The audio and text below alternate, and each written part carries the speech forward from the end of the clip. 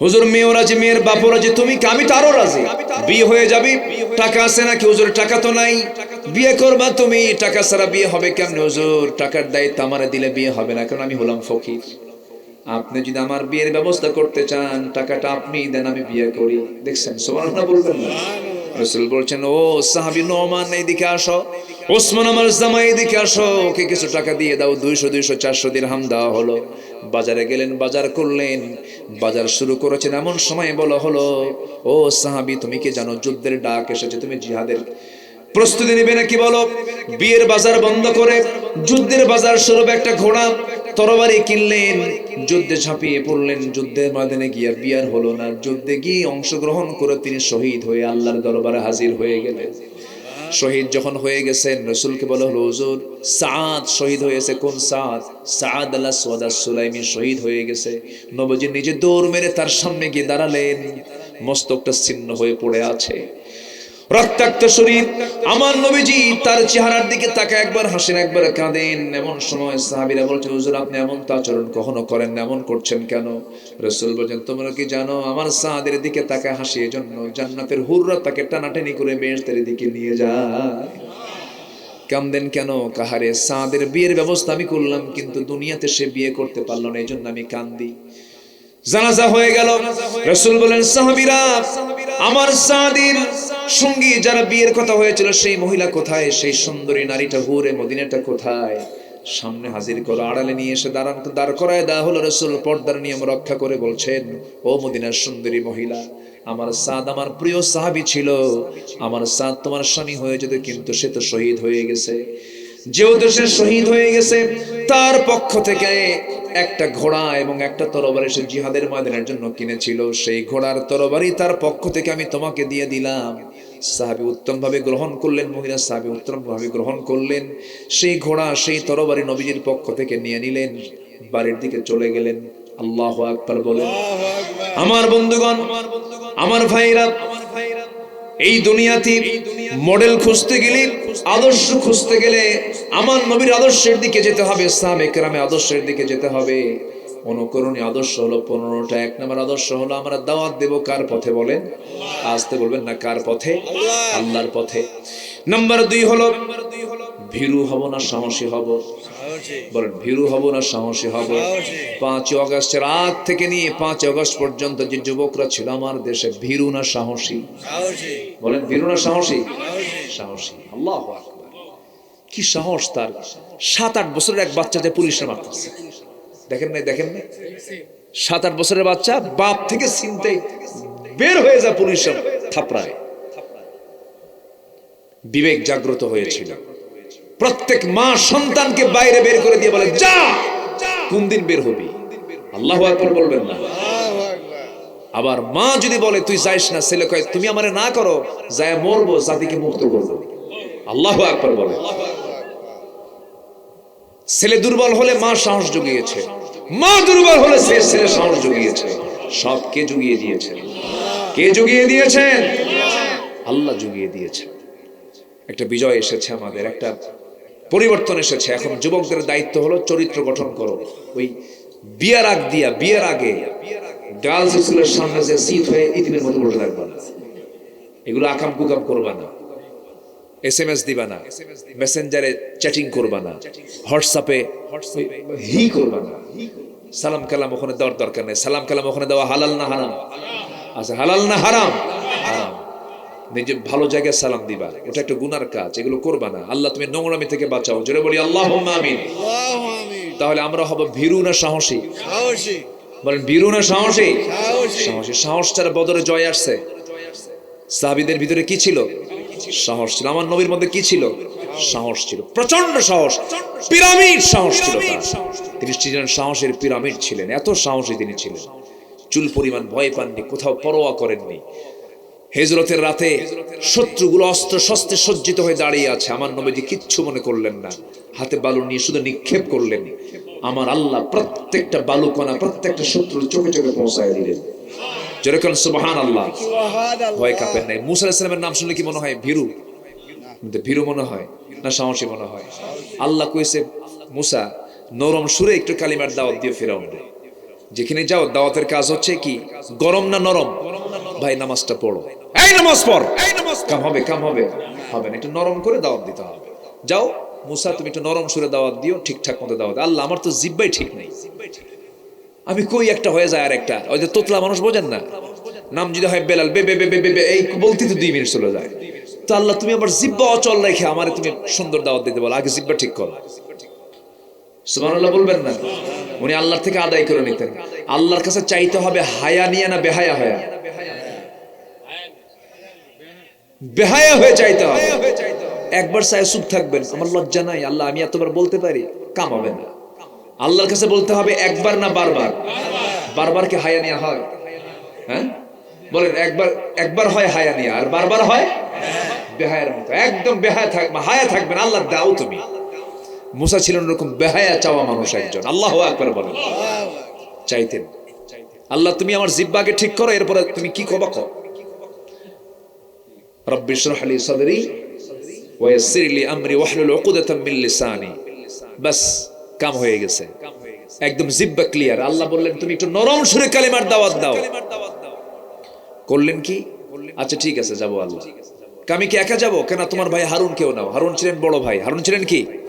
বড় ভাই। তাহলে 2 ভাই কি নবী, 2 ভাই নবী। একটা স্বতন্ত্র পরিবার এটা, ভাই 2 জন নবী, আবার শ্বশুর সেও নবী। আল্লাহু আকবার বলেন। আবার ভাগিনা একজন আছেন ইউসুফ ইবনে নূন, তিনিও নবী। মোট নবী কয়জন হলো?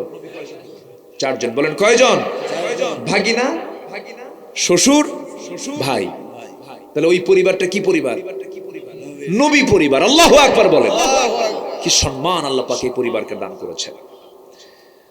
যাও তুমি কালিমার দাওয়াত দাও। তো ভাই হারুনকে নিলেন। ভাই হারুন চলো, আল্লাহ কইছে দাওয়াত দেওয়ার জন্য, ইযহাব ইলা ফিরআউনা ইন্নাহু তাগা। আসছেন রাজ দরবারে, কিন্তু কম কথা না।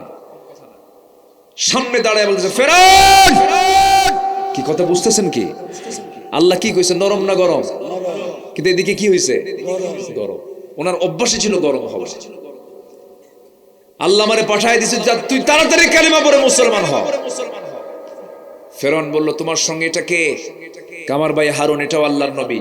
তোমার আল্লাহর কাজ নাই কাম নাই, একই করে 2 নবী পাঠাইছে না? বলেন তো এই কথা শুনলে কি মেজাজ কি কম হওয়ার কথা না বাড়ার কথা? লাঠি বের করে কয় ফেরাউন সামলায় কথা কয়, খায়া ফেলামো কিন্তু। আল্লাহু আকবার বলেন। এমনি বিজয় আসে নাই, ভীরু না সাহসী?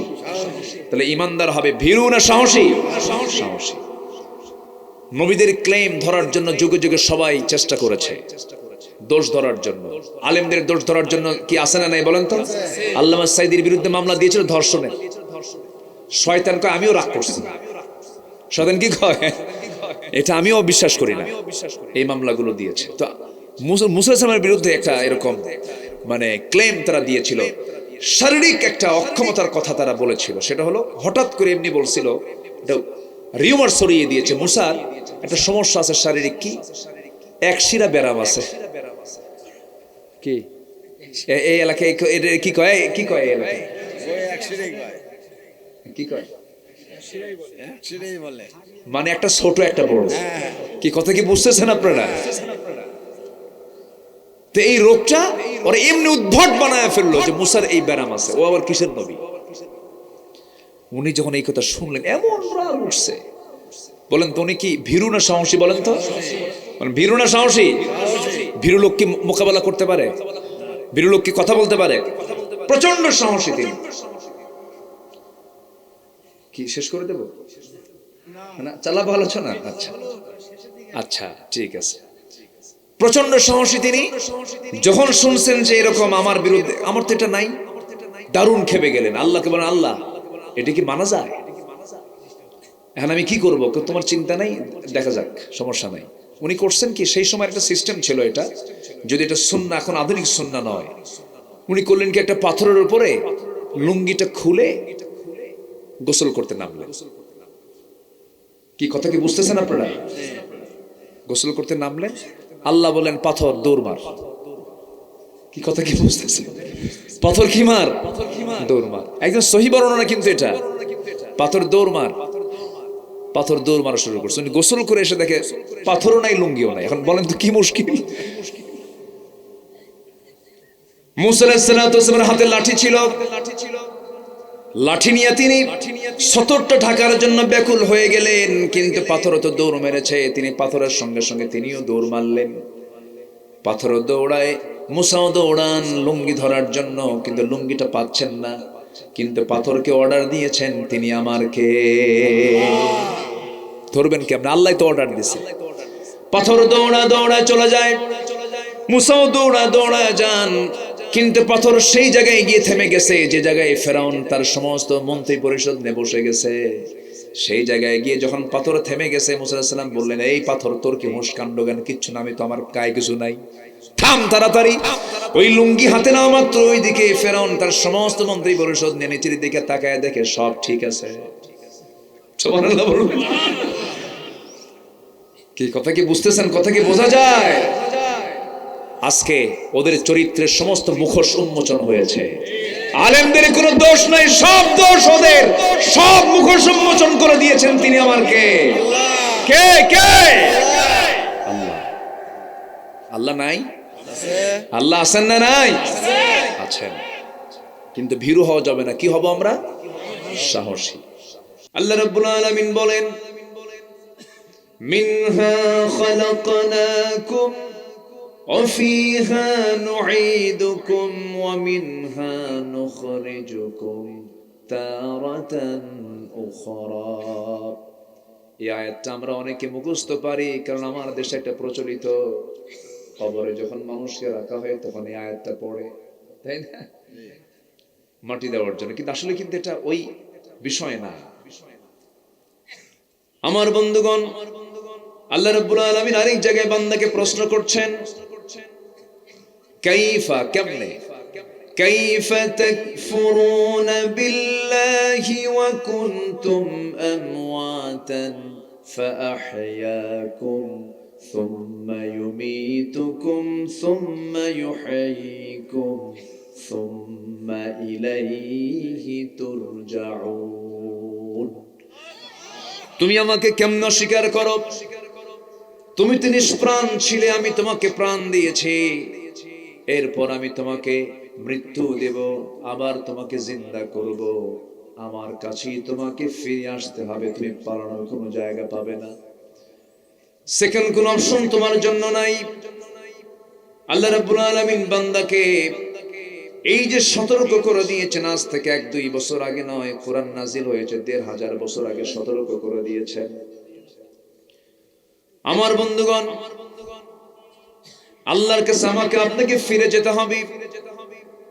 এই চিন্তা, এই চেতনা যার মধ্যে লালন বেশি হয়ে যাবে, জাগ্রত যার মধ্যে হবে, সেই বান্দার দ্বারা কখনো হারাম কাজ, গর্হিত কাজ, অবৈধ কাজ, ইল্লিগাল কোনো কাজ ওই বান্দার দ্বারা গঠিত হওয়া সম্ভব। তার দ্বারা এমন জাতীয় অকর্মগুলো কখনোই তার জীবনে বাস্তবায়ন করা সম্ভব হবে না। কেন সম্ভব হবে না? তার মধ্যে জবাবদিহিতার চিন্তা থেকে যাবে। আল্লাহর সামনে আমাকে দাঁড়াতে হবে, জবাব দিতে হবে, আল্লাহর সামনে আমার সকল কর্মকাণ্ডের সমস্ত হিসাবগুলো দিতে হবে। এটার নাম হলো, বান্দার ওই চিন্তা যখন চলে আসবে, ওই বিশ্বাস যখন চলে আসবে, ওই বান্দার দ্বারা কখনো হারাম কাজ চুল পরিমাণ হতে পারে না। হতে পারে? হতে পারে না। তাহলে মানুষ ভালো হওয়ার জন্য ঈমান থাকার দরকার আছে না নাই? মানুষ ভালো হতে হলে কি থাকতে হবে? ঈমান থাকতে হবে। বেঈমান কখনো ভালো হয় না।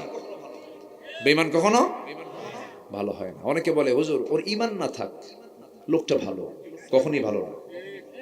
আসলে এরকম আছে না কথা বলে? ঈমান ছাড়া কি ভালো হয় মানুষ? ভালো হয় না। কে বলেছে আমেরিকা ইউরোপে শিক্ষা আছে? কে বলেছে এটা? অনেকে গল্প করে, জানেন, প্রাউড করে বলে, ও আপনি যাচ্ছেন, খাওয়া দাওয়া হয়নি, জি আপনি যান, ঠিক আছে। আপনি যাবেন না তো? আবার আপনারা আছেন তো? আমাকে সময় দিচ্ছেন তো? আমি এখানে বহু আগে এসেছি। আমি চাইছিলাম বড় জোর 9:30 থেকে 10টার মধ্যে উঠব, কিন্তু মাদ্রাসার প্রোগ্রাম কালেকশন করতে হয়, সময় লেগে গেছে। তো আমি যেখান থেকে তেলাওয়াত করেছি সেই আয়াতের দিকে আস্তে আস্তে চলে যাচ্ছি। আমি ভয় পাচ্ছি যে 11টা ক্রস করতেছে, কখন যে ওঠা শুরু হবে আপনাদের, আমি একটু খুব ভয় পাচ্ছি। কোনো সমস্যা নাই তো? ঠিক আছে, আমি একটু আপনাদের কাছ থেকে একটু রিসিভ করলাম, কথাগুলো শুনলাম যে আপনাদের আগ্রহ কতটুকু। সম্মানিত ভাইয়েরা, আমি আমার ব্যক্তিগত জীবনে, ক্ষুদ্র জীবনে আমি যতটুকু বুঝতে পেরেছি, আমার বিশ্বাসের জায়গা হলো কোরআন। সুবহানাল্লাহ বলবেন না? আমার বিশ্বাসের জায়গা কি? কোরআন। কোরআন যার যত দখলে থাকবে তার ঈমান তত মজবুত হবে। মানে আমার বিশ্বাসের জায়গাই হলো শুধু আমার কাছে কোরআন মনে হয়। কি কিতাব এটা! আল্লাহু আকবার। এই আকাশ দেখে আপনি আশ্চর্য হচ্ছেন না, সূর্য দেখে আপনি আশ্চর্য হচ্ছেন, হ্যাঁ আশ্চর্য, কিন্তু কোরআনের কাছে কিচ্ছু না। আপনি মহা এই নভমণ্ডল, ভূমণ্ডল, সমুদ্র জগৎ দেখে আপনি আশ্চর্য হচ্ছেন না, এর চাইতে অত্যাশ্চর্য হলো এই কোরআন। ইন্না সামি'না কুরআনান আজাবা। এটা এমন একটি কিতাব, আশ্চর্য একটি কিতাব। দিন যাচ্ছে, কোরআনকে বোঝা, জানা, চেনা মানুষের জন্য আরো সহজ হচ্ছে। আজ থেকে 100 বছর আগে, 150 বছর আগে কি মোবাইল ছিল? এগুলো মোবাইল ছিল? ছিল না। এখন একটা মানুষকে টেক্সট করতে, একটা মেসেজ দিতে, একটা চিঠি লিখতে, লিখে শুধু পোস্ট করবেন, আমেরিকার মানুষ 1 সেকেন্ডে পেয়ে যাচ্ছে। হোয়াটসঅ্যাপ, ইমো, লাইন, ভাইবার, মেসেঞ্জার পেয়ে যাচ্ছে। এই যুগেও 1500 বছর আগের নাজিল হওয়া কিতাব এখনো আধুনিক, এখনো আধুনিক, এখনো আধুনিক। জোরে বলুন সুবহানাল্লাহ। এখনো আধুনিক। সুপার কম্পিউটারের ভিতরে কোরআনটিকে ঢুকানো হয়েছে। সুপার কম্পিউটার বলতে বাধ্য হয়েছে সংখ্যা তত্ত্বের এক অপূর্ব সমন্বয় ঘটিয়ে কোরআনের মতো কোরআন পৃথিবীর কোন মানুষের পক্ষে রচনা করা সম্ভব নয়। আল্লাহু আকবার বলেন। এমন কিছু তথ্য দিয়েছে কোরআন যা 100 বছর আগেও এই পৃথিবীর মানুষ জানত না, অথচ 1500 বছর আগে সেই তথ্য কে দিয়েছেন? আল্লাহ দিয়েছেন। এক সময় বর্তমান আধুনিক বিজ্ঞান বলছে এই আকাশ এবং এই জমিন দুটো এক জায়গায় ছিল। কয় জায়গায় ছিল? এক জায়গায় লাগানো ছিল, কিন্তু প্রচন্ড একটা ধাক্কা লেগেছে। ধাক্কা হয়ে প্রচন্ড একটা ধাক্কার মধ্য দিয়ে বিশাল মহাশূন্য, এই যে মহাশূন্য দেখতে পাচ্ছি, এই মহাশূন্যের সৃষ্টি হয়েছে। এটা সায়েন্স বর্তমানে এটাকে প্রমাণ করেছে। এটার নাম হচ্ছে বিগ ব্যাং থিওরি। কি থিওরি বলেন? Big bang theory. এটা হালে এটা বিজ্ঞান আবিষ্কার করেছে।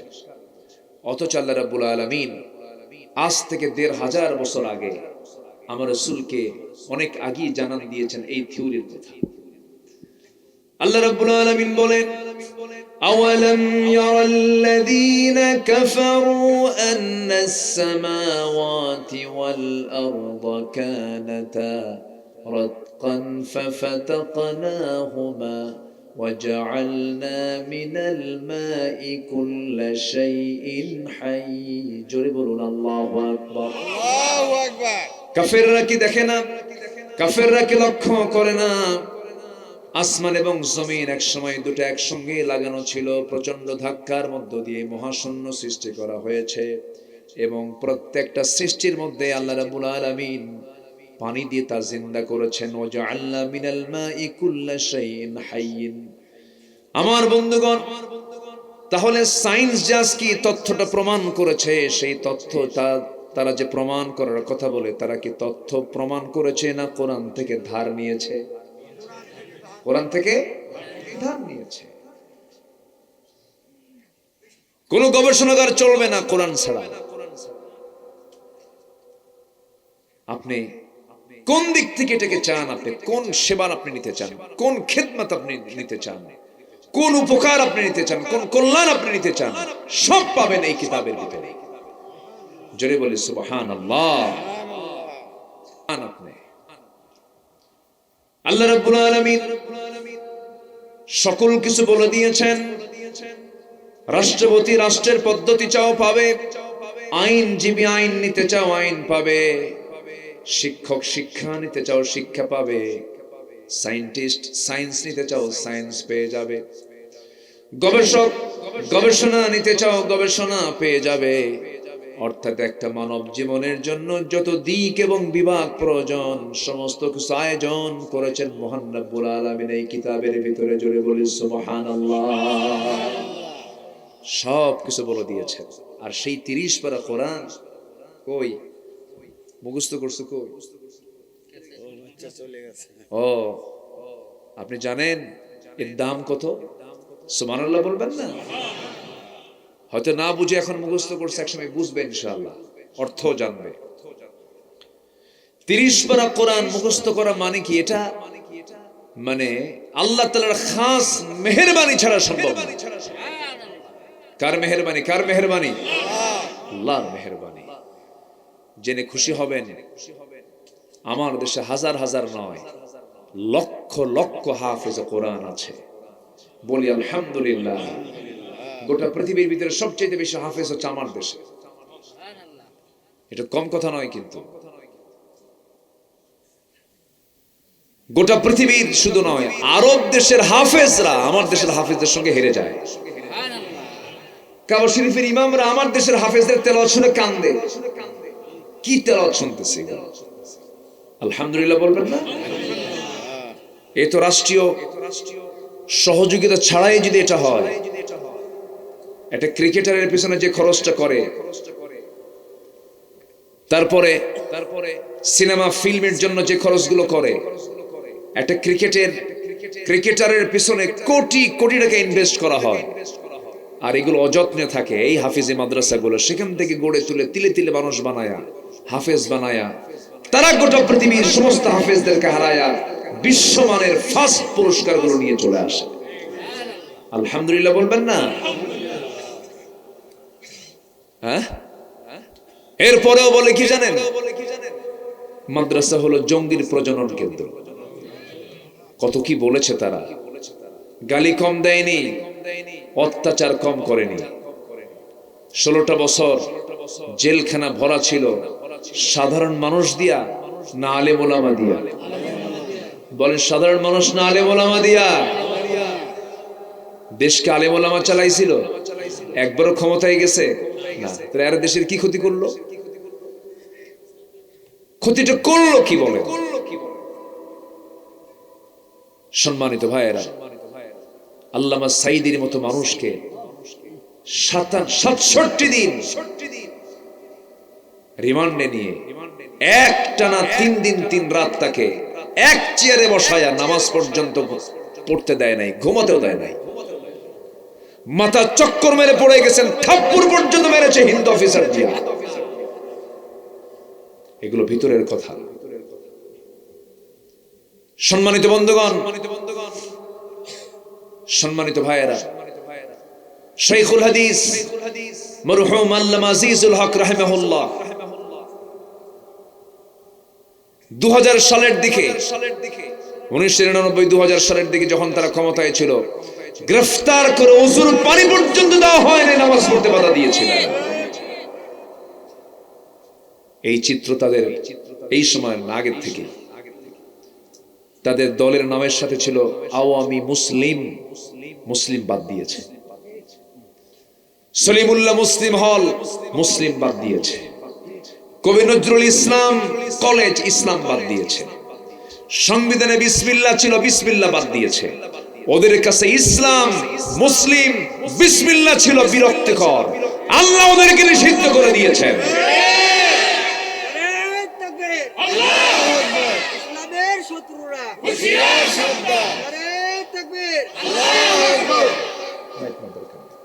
মাইক আমার কাছে যা পারেন মুখে করেন। কষ্ট পাচ্ছেন নাকি আপনারা? সম্মানিত বন্ধুগণ, তাদের কাছে ইসলাম ছিল জ্বালার কারণ। এতগুলো দল, অন ইসলামী দল সহ আরো ইসলামী দল, 53টা ইসলামী দল আমার দেশে আছে, 53টা। এতগুলো দল থাকতেও 5 আগস্টের মাত্র 5 দিন আগে না 6 দিন আগে কয়টা দল নিষিদ্ধ করেছিল? কয়টা দল? মানুষ হক না চিনলেও বাতিল কিন্তু ঠিকই হককে চেনে, মোকাবেলা করতে হবে না, ঠিক কিনা? ওরা কিন্তু ঠিকই চিনেছে কোনটা আমার শত্রু। শেষ পর্যন্ত নিষিদ্ধ করলো, কিন্তু ওরা ভেবেছিল আমরা গতানুগতিক একটা দলকে নিষিদ্ধ করেছে, কিন্তু আমার আল্লাহ সহ্য হয়নি। ওরা কোন নির্দিষ্ট দলকে নিষিদ্ধ করতে চায় নাই, ওরা চেয়েছিল ইসলামকে নিষিদ্ধ করতে, আল্লাহ তাদেরকে নিষিদ্ধ করে দিয়েছে। সম্মানিত ভাইয়েরা, কষ্ট পাচ্ছেন নাকি? কষ্ট পাচ্ছেন না তো? সিংড়া ইসলামী জনপদ। সিংড়া কি জনপদ বলেন? ইসলামী জনপদ। ইতিহাস খুঁজবেন, পাবেন, আমি ব্যাখ্যায় যাব না। এখানে ইসলামের নেতৃত্ব হয়েছে এক সময়, 91 হয়েছে। হ্যাঁ, সব জানি তো, সব জানি। এই জনপদকে কাজে লাগাতে হবে। আমরা সব দেখে শেষ করেছি। কেউ 25 বছর, কেউ 16 বছর, কেউ 9 বছর দেশ চালাইছে, কি ঠিক কিনা? 25 বছর, 16 বছর, 9 বছর কেয়ারটেকার 2-3 বছর করে চালাইছে, সব দেখা শেষ। কেউ নামাজের বিল সংসদে টানে নাই, কেউ নামাজ কায়েম করতে চায় নাই, কেউ যাকাত প্রতিষ্ঠা করতে চায় নাই। অতএব আমরা বেনামাজি সরকার দেখতে চাই না, নামাজি সরকার দেখতে চাই। সব দেখা শেষ, আগামীর দেশ দেখতে চাই আমরা, কোরআনের দেশ, কোরআনের দেশ, কোরআনের দেশ। রাজি আছেন কারা কারা? হাত উঁচু করে রাখা।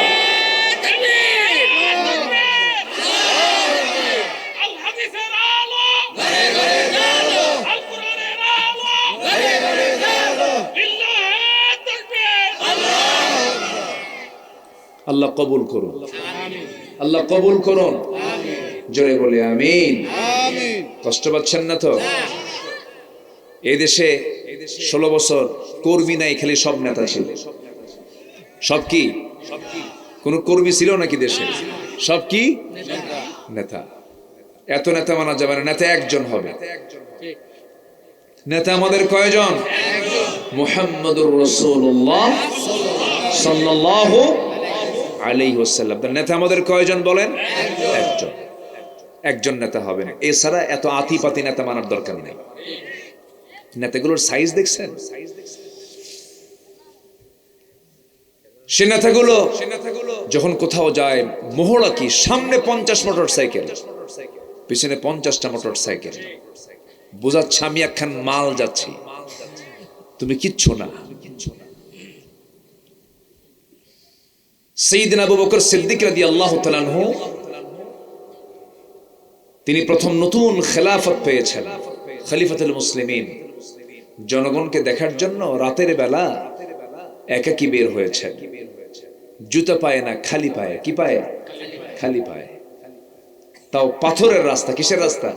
বলতে পাথরের রাস্তা কি খালি পায়ে হাঁটা সহজ না কঠিন? শুধু কঠিন না, ঝুঁকিপূর্ণ। ঝুঁকিপূর্ণ। খালি পায়ে পাথরের রাস্তায় হাঁটতেছেন, এমন সময় সাইয়েদনা ওমর ফারুকের সঙ্গে তারা দেখা হলো। তিনি বলছেন, আমিরুল মুমিনিন, গভীর রাত্রিতে আপনি একাকী হাঁটতেছেন, আবার খালি পায়ের কারণটা কি? পাথরের সঙ্গে আঘাত পেয়ে চামড়া ফেটে রক্ত বের হয়ে যাবে, আপনি অসুস্থ হয়ে পড়বেন। জবাবে তিনি বলছেন, ভাই ওমর, আমি যদি খড়ম যদি পায়ে দিয়ে যদি রাতের বেলা হাঁটি, এই ঘুমন্ত লোকগুলো যারা ঘুমাচ্ছে, আমার নাগরিকগুলো, তাদের ঘুম যদি ভেঙে যায়, কিয়ামতের দিন আমাকে এর জন্য আসামির কাঠ গড়ায় দাঁড়াতে হবে। আর এরা কি করে? প্রেসিডেন্ট আসিবেন, রাজশাহী থেকে নাটোর আসিবেন, 10 ঘন্টার জন্য রাস্তা বন্ধ থাকবে। ওই সমস্ত নেতৃত্বের মুখে আমরা জুতা মারি। জনগণের সুবিধা নষ্ট করে, জনগণকে কষ্ট দিয়ে যে কাজ নেতারা করে, সেই কাজ করা জায়েজ। আমি নিজের চোখে দেখেছি মালয়েশিয়ার প্রধানমন্ত্রী মাহাথির মোহাম্মদ তার স্ত্রীকে নিয়ে মালয়েশিয়াতে শপিং করছেন, বাইরে ঘুরতেছেন, একটার পুলিশ তার আগেও নাই পরেও না, একা একা ঘুরতেছে। আধুনিক বিশ্ব সম্ভব। খালি আমার দেশে এত ভাব ছুটাতে হবে সামনে। এখন আসতে কোন কেন? শাসক যদি শাসকের ভাব নেয়, ওই শাসক আমরা শাসক হতে হবে খাদেম। কি হতে হবে? সাইয়েদনা আবু বকর কি জুতা পায়ে হেঁটেছেন? খালি পায়ে। কার জন্য? জনগণের ঘুম যেন নষ্ট না হয়। চিন্তা করুন, আমরা কি এমন শাসন দেখতে চাই? আস্তে করে এমন শাসন কি আমরা দেখতে চাই? নেতা মানবো বেনামাজি না নামাজি? ইসলামী দল নন ইসলামী দল? হ্যাঁ, মনে হয় রাগ করতেছেন হুজুর, এগুলো কি কন? কি রাগ করতেছেন না তো? রাগ করা যাবে না, আমি কল্যাণের জন্য বলছি, রাগ করবেন না। কবরে গেলেই তো দল নিয়ে প্রশ্ন হবে। ভাবতেছেন দলের কথা ইসলামে নাই? কবরে গেলেই দল নিয়ে প্রশ্ন হবে। মার রব্বুক, তোমার রব কে? ওমা দীনুক, তোমার দল কি? কি দল? আস্তে করে কি দল? আরো জোরে, আরো জোরে, আরো জোরে। আছে না আমার দেশে ইসলামী দল ছাড়া আরো দল আছে না? যে দলের নামে শুধু ইসলাম নাই, আছে না নাই? ওগুলোর সংখ্যা কম না বেশি? হ্যাঁ, ওগুলোর সংখ্যাও কিন্তু বেশি। মন খারাপ করা যাবে না ভাইয়েরা। আমাদের দায়িত্ব হক কথাগুলো বলে ফেলা, হকের উপরে টিকে থাকতে হবে আমাকে আপনাকে। আমার ইমানকেও ছিনতাই করে নিয়ে যাক, আমি তা হতে দেব না। আমার ইমানটাকে আমার সংরক্ষণ করার জন্য চেষ্টা করতে হবে। যুবকরা, সেই নেতৃত্ব মানতে যাবে না যে নেতৃত্ব মানতে গিয়ে তোমার ইমানটা হেরে যাবে, তুমি চরিত্রহীন হয়ে যাবে। তোমার হাতে মদের বোতল তুলে দেবে, তোমার হাতে নারী তুলে দেবে, তোমাকে ইয়াবা তুলে দেবে, তোমাকে চরিত্রহীন করে তুলবে, তোমাকে চাঁদাবাজ বানাবে, ছিনতাইকারী বানাবে। যে সমস্ত নেতা তোমার হাতে ইয়াবা তুলে দেয়, মদের বোতল তুলে দেয়, নারী তুলে দেয়, তুমি সেই সমস্ত নেতার মুখে জুতা মেরে থুতু মেরে ইসলামের দিকে ফিরে আসো, তোমার জন্য জান্নাত অপেক্ষা করতেছে। ওগুলো বাদ দিয়ে দাও। কোন শান্তি নাই। শান্তি আছে? শান্তি নাই। জুলুম করবেন, জুলুমের ফল আপনাকে ভোগ করতেই হবে। কম জুলুম করছে বলেন, আমার কি দোষ ছিল ভাই? প্রথম মামলা দিয়েছে 1999 সালে, সেকেন্ড মামলা এই গভর্নমেন্টের আমলে এরাই মামলা টামলা দিল। মাহফিলে গেছে, যে পাবনা, আপনাদের এলাকায় তো পাবনা একটা মাহফিল ছিল আমার, আমি মঞ্চে উঠলাম, আলোচনা করতেছি সিরাতের উপরে। 1 ঘন্টা আলোচনা হয়ে গেছে, হঠাৎ করে আমাকে লক্ষ্য করে গুলি মারতেছে। গোলাগুলি শুরু হলো, মঞ্চ আগুন ধরিয়ে দেওয়া হলো। মাহফিলের সেক্রেটারিকে সেখান থেকে গ্রেফতার করা হলো। সব ঘটনা ওরা ঘটায়। 3 দিন পর শুনি ওরা একটা মামলা করেছে, সেই মামলার 1 নম্বর আসামি আব্দুল্লাহ আমিন। কি কথা কি বুঝতেছেন আপনারা? আমার 1 নম্বর আসামি বানায় দিল। 2018 সাল বাড়ি ঘেরাও করলো, ঘেরাও করে আমাকে গ্রেফতার করে থানায় নিয়ে গেল। ওসি সাহেবের সামনে গিয়ে বসলাম। ওসি সাহেব বলতেছে, হুজুর চা খান। চা খাইলাম।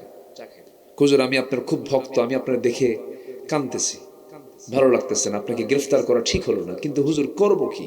উপরের নির্দেশ। কিসের নির্দেশ? উপরের নির্দেশ। উপরকে? আল্লাহ। আজ থেকে উপরকে? উপরকে? আল্লাহ। ওর মধ্যে শিরিক আছে না নাই বলেন তো? শিরিক আছে না নাই? উপরকে? আল্লাহ। সাব্বিহ ইসমা রাব্বিকাল আ'লা। উপরে কে? সবার উপরে আল্লাহ। আর ও উপরে কি কয় দেখেন, উপরের নির্দেশ। বললাম আচ্ছা ভালো, আর কি হুজুর কি করব, পরিবার আছে, ছেলে মেয়ে আছে, চাকরি বাঁচান তো ফরজ। আমি বললাম ঈমান বাঁচান তো নফল।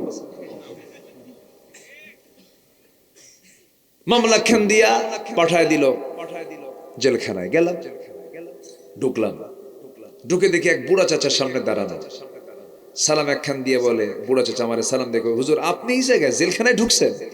খুব খুশি হলাম।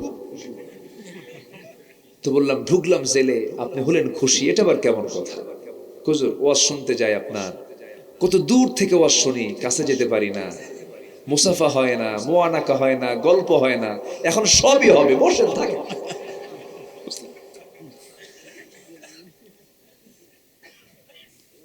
আমি বললাম চাচা আপনি বুড়া কালে এই শীতের ভিতরে, ওই সময় জানুয়ারি মাস, এই নাটোর থেকে ফেরার পথে, আমি নাটোরে মাহফিল করেছি আগের দিন 6 নভেম্বর, কোথায় যেন করছি। তো যাই হোক, প্রায় 3-4 মাস ছিলাম, তো তখন শীত পড়ে গেছে। তো বললাম যে চাচা এই শীতের ভিতরে আপনি কেন এই জায়গায়? বাবা বইলেন না, বোমা হামলা, বোমা হামলা। তো বললাম বোমা হামলা কে করছে? আমি করছি। তো বললাম চাচা আপনি করবেন কেমন? আপনার তো কোমরই নড়ে না। কোমর কেন? হাতও তো নড়ে না। এই হলো চিত্র। তারা অনেক নাটক করেছে, নাটকের অবসান হয়ে গেছে, ঠিক কিনা? অভিনেত্রী, সেই নাটকের অভিনেত্রী আর নাই, উনি এখন দিল্লি, মামুবাড়ি দিল্লি। আল্লামা সাইদির বহু আগের বক্তব্য হুবহু মিলে গেছে। আল্লাহওয়ালা মানুষ তো, আলহামদুলিল্লাহ। এমন একটা সময় আসবে পালানোর জন্য একটা ইঁদুরের গর্ত খুঁজে পাবা না। বাস্তব কিনা? বাস্তব কিনা? বাস্তব কিনা? পাচ্ছে? কোথাও জায়গা আছে? কোথাও জায়গা নাই। ইতিহাস থেকে শিক্ষা নেওয়ার তৌফিক আল্লাহ পাক আমাদের সবাইকে দান করুন। যারাই জুলুম করিবেন তারাই বিপদে পড়িবেন। মাথায় রাখিবেন কথাগুলো, বুঝিয়া রাখিয়েন। কি কথা কি বোঝা যায়? চাঁদাবাজি কিন্তু এখন একদল করে, আছে কিনা? যারাই জুলুম করিবেন তারাই ধরা খাইবেন। জনগণ ধরিলে ছাড়িতে কেউ পারিবে না, ঠিক কিনা? আল্লাহ তুমি বোঝার তৌফিক দাও, জোরে বলে আমিন। সম্মানিত ভাইয়েরা, আমাদের নেতা কয়জন হবে বলেন তো? রব কয়জন? কে? আরো জোরে। নেতা কয়জন? কিতাব কয়টা? বাস, আর কিচ্ছু লাগবে না। বেশি কিছু খুঁজতে যাবেন, ধরা খেয়ে যাবেন।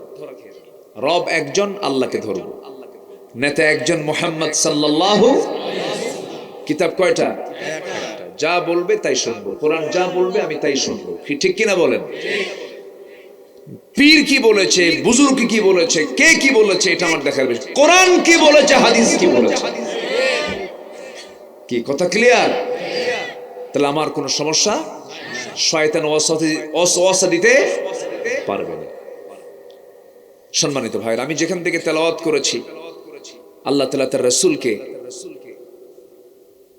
কি জন্য পাঠিয়েছেন দুনিয়াতে, কিছু কথা তিনি তুলে ধরেছেন, এবং নবীজির জীবন থেকে আমাদের কিছু অনুকরণীয় কিছু আদর্শ আছে, যেগুলোকে ফলো করলে জান্নাত পেতে কোনো বেগ পেতে হবে না। তাহলে আদর্শ মানবো সাধারণ নেতার না মহান নেতার? আদর্শ মানবো আমরা ছাতা মাতা বিড়ি খাওয়া মোষ মোটা নেতার না আমার নবীর? সে মোষগুলো দেখছেন, সে মোষকে 2.5 ইঞ্চি মোটা, হাইব্রিড জাতের মোষ, ঠিক কিনা বললেন?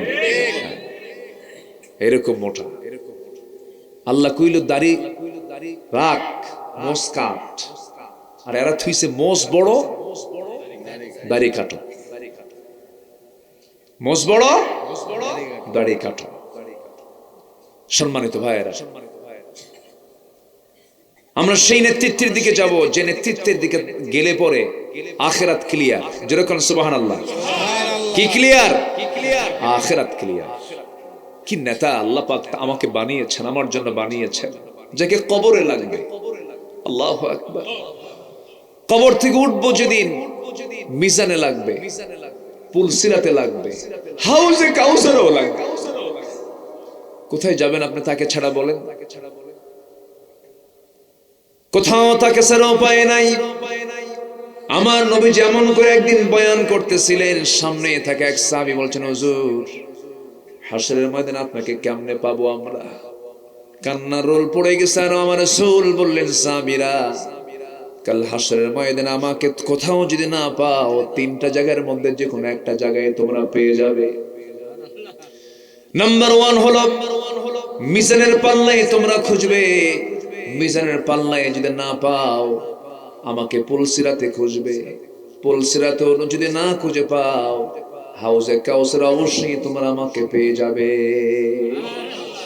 জান্নাতের পেয়ালা দিয়ে আমি তোমাকে সুন্দর করে সেই জান্নাতের পেয়ালা দিয়ে তোমাকে আমি কাউসার হাউজে কাউসার থেকে পানি পান করায় দেব। জনমের তৃষ্ণা নিবারণ হয়ে যাবে, আমি তুমি দুজন মিলে জান্নাতে প্রবেশ করব। জোরে বলি সুবহানাল্লাহ। যে নেতা মরার পরে বিপদ হবে সে নেতা ধরে লাভ আছে নাকি? হ্যাঁ, নেতা গাঁজা খায়, নেতা নারী নিয়ে শুয়ে থাকে, আকাম কুকাম করে, কমিশন খোঁজে, বউকে নিয়ে নাচায়, আছে না নাই? বউকে উলঙ্গ করে জাতিকে দেখায়, আছে না নাই? বউকে হুন্ডার পিছনে তোলে। কি কি কথা বুঝান, কথা বুঝতেছেন? আর 15 লেটেস্ট ভার্সন, তার প্যাসেঞ্জার সিট হলো আন্ডারগ্রাউন্ড, কি ড্রাইভিং সিট হলো আন্ডারগ্রাউন্ড, আর প্যাসেঞ্জার সিট হলো তিনতলা। তলে পড়ে থাকে ড্রাইভার, আর বউকে একদম তিনতলায় তুইলা গোটা জাতি দেখায়, দেখে দেখো আমার বউটা কেমন। নাউজুবিল্লাহ বলবেন না? পায়ের জুতা তুলে গালে পিটান দরকার এদের, এদের দ্বারা নেতৃত্ব মানায় না। নেতা তো তাকেই বলা হবে যার চেহারার দিকে তাকালে আমার রাসূলের কথা মনে হবে। কি কথা ক্লিয়ার? কথা ক্লিয়ার? আমার নেতা হবেন তিনি যার চেহারার দিকে তাকালে, তার চরিত্রের দিকে তাকালে মনে হবে আমার নবীর কথা। রাজি আছেন? সবাই রাজি আছেন তো? আর ভুল করব না, বারবার ভুল করলে কিন্তু আল্লাহ ছাড়বেন না, আমরা ভুলে যাব না। জোরে বলি ইনশাআল্লাহ। তাহলে আমরা চরিত্র নেব কোন নেতা থেকে? কোন নেতা থেকে? মুহাম্মদ সাল্লাল্লাহু। আমরা 15টা আদর্শ আজকে শোনা যাব। কয়টা আদর্শ? যদি ফজর হয়, এত সস্তা না। কি থাকতে রাজি আছেন তো? আমি সিংড়া আসলে আমার খুব ভালো লাগে। আমি শ্রোতা তো গোটা দেশের চিনি, একদম টেকনাফ থেকে তেতুলিয়া, রূপসা থেকে পাথরিয়া, সুন্দরবন টু বান্দরবন, চিনি তো সব জায়গায়। ভাষা কথা বলতে না পারলেও বুঝি, মন মেজাজ সব তো একরকম না। তবে সিংড়া আমি আসলে আমি লক্ষ্য করেছি আপনাদের বসে থাকাটা হয় পিন পতন, নীরবতা, চুপচাপ, কোন নড়াচড়া নেই, খুব ভদ্র শান্ত, আলহামদুলিল্লাহ। আর কিছু কিছু এলাকার শ্রোতা আছে হলো টাকি মাছের মতো। টাকি মাছ ছিলেন তো? সাইতান মাছ। হ্যাঁ, এই সাইতান মাছ যদি আপনি ওজন করার জন্য বালতিতে তোলেন, বালতির মধ্যেও থাকে না, তা লাফ মেরে পড়ে যায়। আছে না? তো কিছু কিছু এলাকার শ্রোতাগুলো আছে এরকম, খুব নড়াচড়া করে, কিন্তু আপনাদের নড়াচড়া নেই। ওই সাইতান মাছ না, টাকি মাছ না, আপনারা বড় বড় মাছের মতো। বড় মাছ তো বেশি নড়ে না, চুপচাপ থাকে, খুব ভালো। আল্লাহ কবুল করুন, জোরে বলি আমিন। এটা কার? আপনার লাঠি। হ্যাঁ, আলহামদুলিল্লাহ। রাসূল এগুলো করতেন, রাসূল নাতিকে নিয়ে থাকতেন। সুবহানাল্লাহ বলবেন না? আবার নাতি যদি আসতে চাইতো, যদি কোনো সাহাবী বাধা দিত, রাসূল বাধা দিতে বলতেন, নাই স্যার, নাতিরে নিয়ে দে, আমার সামনে দে। সাহাবীকে না করতেন, আমার নাতি আমার কাছে দিয়ে দাও। জুমার খুতবা দিচ্ছেন, দরজা দিয়ে আসতেছেন, জুব্বা হলো বড় আর মানুষ হলো ছোট, কন্ত কি হবে বলেন তো? জুব্বা বড়, মানুষ ছোট, এখানে হাঁটা কি সম্ভব বলেন? খালি হাঁটে আর পড়ে, হাঁটে আর পড়ে। রাসূল খুতবা ছেড়ে দিয়ে দৌড় মেরে গিয়ে হোসেনকে বাইর থেকে কোলে করে নিয়ে প্রথম কাতারে বসায় দিলেন। জোরে বলেন সুবহানাল্লাহ। কিছু কিছু নানা আছে, দাদা আছে, নাতিদের আদরও করে না, সোহাগ, খালি ধমকায়। কিছু বুড়া আছে, ধমকে আছে না? নাতিরাও দোয়া করে, বুড়া মরবি কোনদিন তুই। খুব ভালো। নাতিপুতি রাসূলের চতুর্দিকে থাকতো। রাসূল বাচ্চাদের সঙ্গে খেলতেন। আদর্শ এগুলো, আদর্শ বলে আল্লাহু আকবার বলেন। একদম সবগুলোকে নিয়ে বসতেন। বাচ্চাদের মাঝে যখন যেতেন, বসে যেতেন সবার সাথে, বসে ওদের সঙ্গে খেলা শুরু করতেন। আল্লাহু আকবার। বিশ্ব নবী, বিশ্ব মানের চরিত্রতা। শিশুরা খেলা ছেড়ে দিয়ে নবীর সঙ্গে খেলতেন। আবার স্ত্রীর সামনে যেতেন, স্বামী হয়ে যেতেন। কি আচরণ তার! উহুদের যুদ্ধ চলতেছে, যুদ্ধের দামামা, এর মাঝে আমার নবীজি রাতের বেলা, রাত্রে আকাশে চাঁদ, চাঁদনি রাতে আমার নবীজি তাঁবুর ভিতরে ঢুকে বলছে, আয়েশা, সারাদিন যুদ্ধ করলাম, ক্লান্ত শরীর, সাহাবীরা সব ঘুমাচ্ছে, আবার সকাল হলে যুদ্ধ লেগে যাবে, তোমাকে টাইম দিতে পারলাম না, চলো না একটু বাইরে বের হই, খুনসুটি করি, একটু দৌড় মারি, দেখি তো কে ফার্স্ট হয়। সুবহানাল্লাহ বলবেন না? কি স্মার্ট, কি স্মার্ট ছিলেন মুহাম্মদ সাল্লাল্লাহু। ইসলামে প্রেম আছে না নাই? আছে। ইসলামে প্রেম আছে না নাই? বিয়ের আগে না বিয়ের পরে? বিয়ের পরে না বিয়ের পরে? বিয়ের আগে না বিয়ের পরে? আর এখন আমার রাসূল প্রেম করেছেন, কিন্তু বিয়ার পরে, বিয়ার পরে।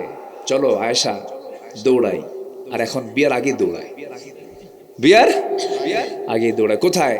চলো আমরা রিসোর্টে যাই। রিসোর্ট কোথায়? এখন তো রিসোর্ট হয়ে গেছে যে চলন বিলের মাঝখান দিয়ে কিছু কিছু যে কবুতরের বাসা বানায়, দেখছেন নাকি? এগুলো আছে নাকি? এগুলো বাসা বানায় রাখছে, একদম পুলিশ এগুলো যায় খুঁজে বের করে পিটায়া ওদের পিছনটা লাল করা দরকার, ঠিক কিনা? লাঠির পিটন ধরে। লাঠি দারুণ ওষুধ, জানেন? বেহাত লাঠির ওষুধ কিন্তু মারাত্মক জিনিস। এটার দরকার আছে না নাই বলেন তো? রাসূল বলেছেন এটা দিয়েও মাঝে মাঝে সাইজ করো। নামাজ না পড়লে 10 বছর পার হয়েছে, নামাজ পড়ে না, বিল আসা, লাঠি দিয়ে পিটাও। শাসনের দরকার আছে না নাই? আগে হাই স্কুলের হেডমাস্টারকে দেখলে ছাত্ররা থরথর করে কাঁপতো, আর এখন হাই স্কুলের শিক্ষকরা ছাত্রদের দেখলে শিক্ষকই থরথর করে কাঁপে। আমি কি ভুল বলতেছি? আর দোষ দেয় মাদ্রাসার হুজুরদের। হুজুররা নাকি ছাত্রদেরকে পিটায়। না পিটালে মানুষ হবে? হ্যাঁ, আস্তে কর, আস্তে কর। কেন পিটে? না পিটালে মানুষ হবে? পিটাতে হবে, কিন্তু আদর দিয়া। কি দিয়া? আদর দিয়া। সোহাগ দিয়ে পিটাবেন আপনি, সোহাগ দিয়ে। সোহাগ ছাড়া পিটলে আবার উল্টা পাল্টা হয়ে যাবে। সোহাগ কি? শাসন করা তারই মানায়, সোহাগ করে যে। মাদ্রাসার বিরুদ্ধে একটা রিপোর্ট এরকম বলে যে মাদ্রাসায় হুজুররা পিটায় বেশি। না, শাসন তো করতে হবে। হাফেজ হওয়া সস্তা? হাফেজ হওয়া সস্তা নয়। যে ছেলেটা কই গেল? কম সময় লেগেছ? হাফেজ যে হয় আল্লাহ তাআলার খাস মেহেরবানি, খাস মেহেরবানি, খাস মেহেরবানি। চোখ বন্ধ করে মাদ্রাসায় সন্তানকে দিয়ে দিবেন, হাফেজ বানাবেন। আগে হাফেজ হবে ক্লাস 5 শেষ। আমি নিজে একটা মাদ্রাসা করেছি, 15 বছর 16 বছর তো কিচ্ছু করতেই দেয়নি ওরা, বুঝলেন? যা করি সব নিয়ে চলো। তো একটা মাদ্রাসা করেছি, সে মাদ্রাসা আমি নতুন কারিকুলাম, গোটা পৃথিবী ঘুরছি তো, কম বেশি টুকরা এদিক সেদিক ঘুরছি। একটা সিলেবাস আমি প্রণয়ন করে মাদ্রাসা একটা চালু করেছি। ক্লাস 5ও শেষ হবে, তার হিফজও শেষ হবে। বাংলা, ইংরেজি, আরবি সব শিখবে। কোরআনটা তার আপনা আপনি এর মধ্যে মুখস্থ করে ফেলবে। সে কোরআন তো এটা মুখে মুখে মুখস্থ হয়ে যায়, এটা মুখস্থের বিষয়। আল্লাহু আকবার বলেন। এমন হাফেজ আমার দেশে আছে 36 দিনে হাফেজ। কয় দিনে? 2 মাসে হাফেজ, 3 মাসে হাফেজ, 4 মাসে হাফেজ। তাহলে কোরআন কি কঠিন কিছু না? তো আমি এরকম একটা সিলেবাস করেছি, তার 5 হয়ে যাবে, হিফজও শেষ হয়ে যাবে। এরপর সে যদি ডাক্তার হয়, সে যদি ইঞ্জিনিয়ার হয়, সে যদি জজ হয়, সে যদি মন্ত্রী হয়, সে যদি এমপি হয়, শুধু এমপি হবে না, হাফেজ এমপি হবে। ইঞ্জিনিয়ার যদি হয়, হাফেজ ইঞ্জিনিয়ার হবে। সে যদি ডাক্তার হয়, হাফেজ ডাক্তার হবে। হাফেজ ইঞ্জিনিয়ার হবে, রডসর হবে না, রডের বদলে বাঁশ দেবে না, ঠিক কি না? তাহলে এমন শিক্ষার দরকার আছে না নাই? আচ্ছা, উত্তরবঙ্গের জন্য আমি বগুড়ায় করেছি। আমি আমার হোম টাউন হচ্ছে বগুড়ার শেরপুরে, আমার জন্মস্থান এটা। শেরপুরের একদম হার্ট পয়েন্টে, প্রাণকে দিলে আপনার ঈমান ঝুঁকিতে পড়ে যাবে। কোনো বাচ্চাকে ধমক দেওয়া জায়েজ নাই। সম্মানিত ভাইয়েরা, তাহলে আদর্শ নেব আমরা কয়জন থেকে বলেন তো? কয়জন থেকে? বেশি জন হলে পরে কি অসুবিধা না? একজন থেকে নেব, তিনি হচ্ছেন মুহাম্মদ সাল্লাল্লাহু আলাইহি ওয়াসাল্লাম। আম্মা জানা আয়েশার সঙ্গে তিনি দৌড় মারলেন রাতের বেলা, রাতের বেলা দৌড় মারলেন, কিন্তু আমার রাসূল দৌড়ানিটা আসতে দিলেন। আয়েশা যেন খুশি হয়, আয়েশা যেন ফার্স্ট হয়। রাসূল দৌড়াচ্ছেন অভিনয় করে, কি করে? মূল দৌড় মারলে পারবে? আয়েশার ক্ষমতা আছে, মহিলা মানুষের ক্ষমতা আছে। আস্তে করে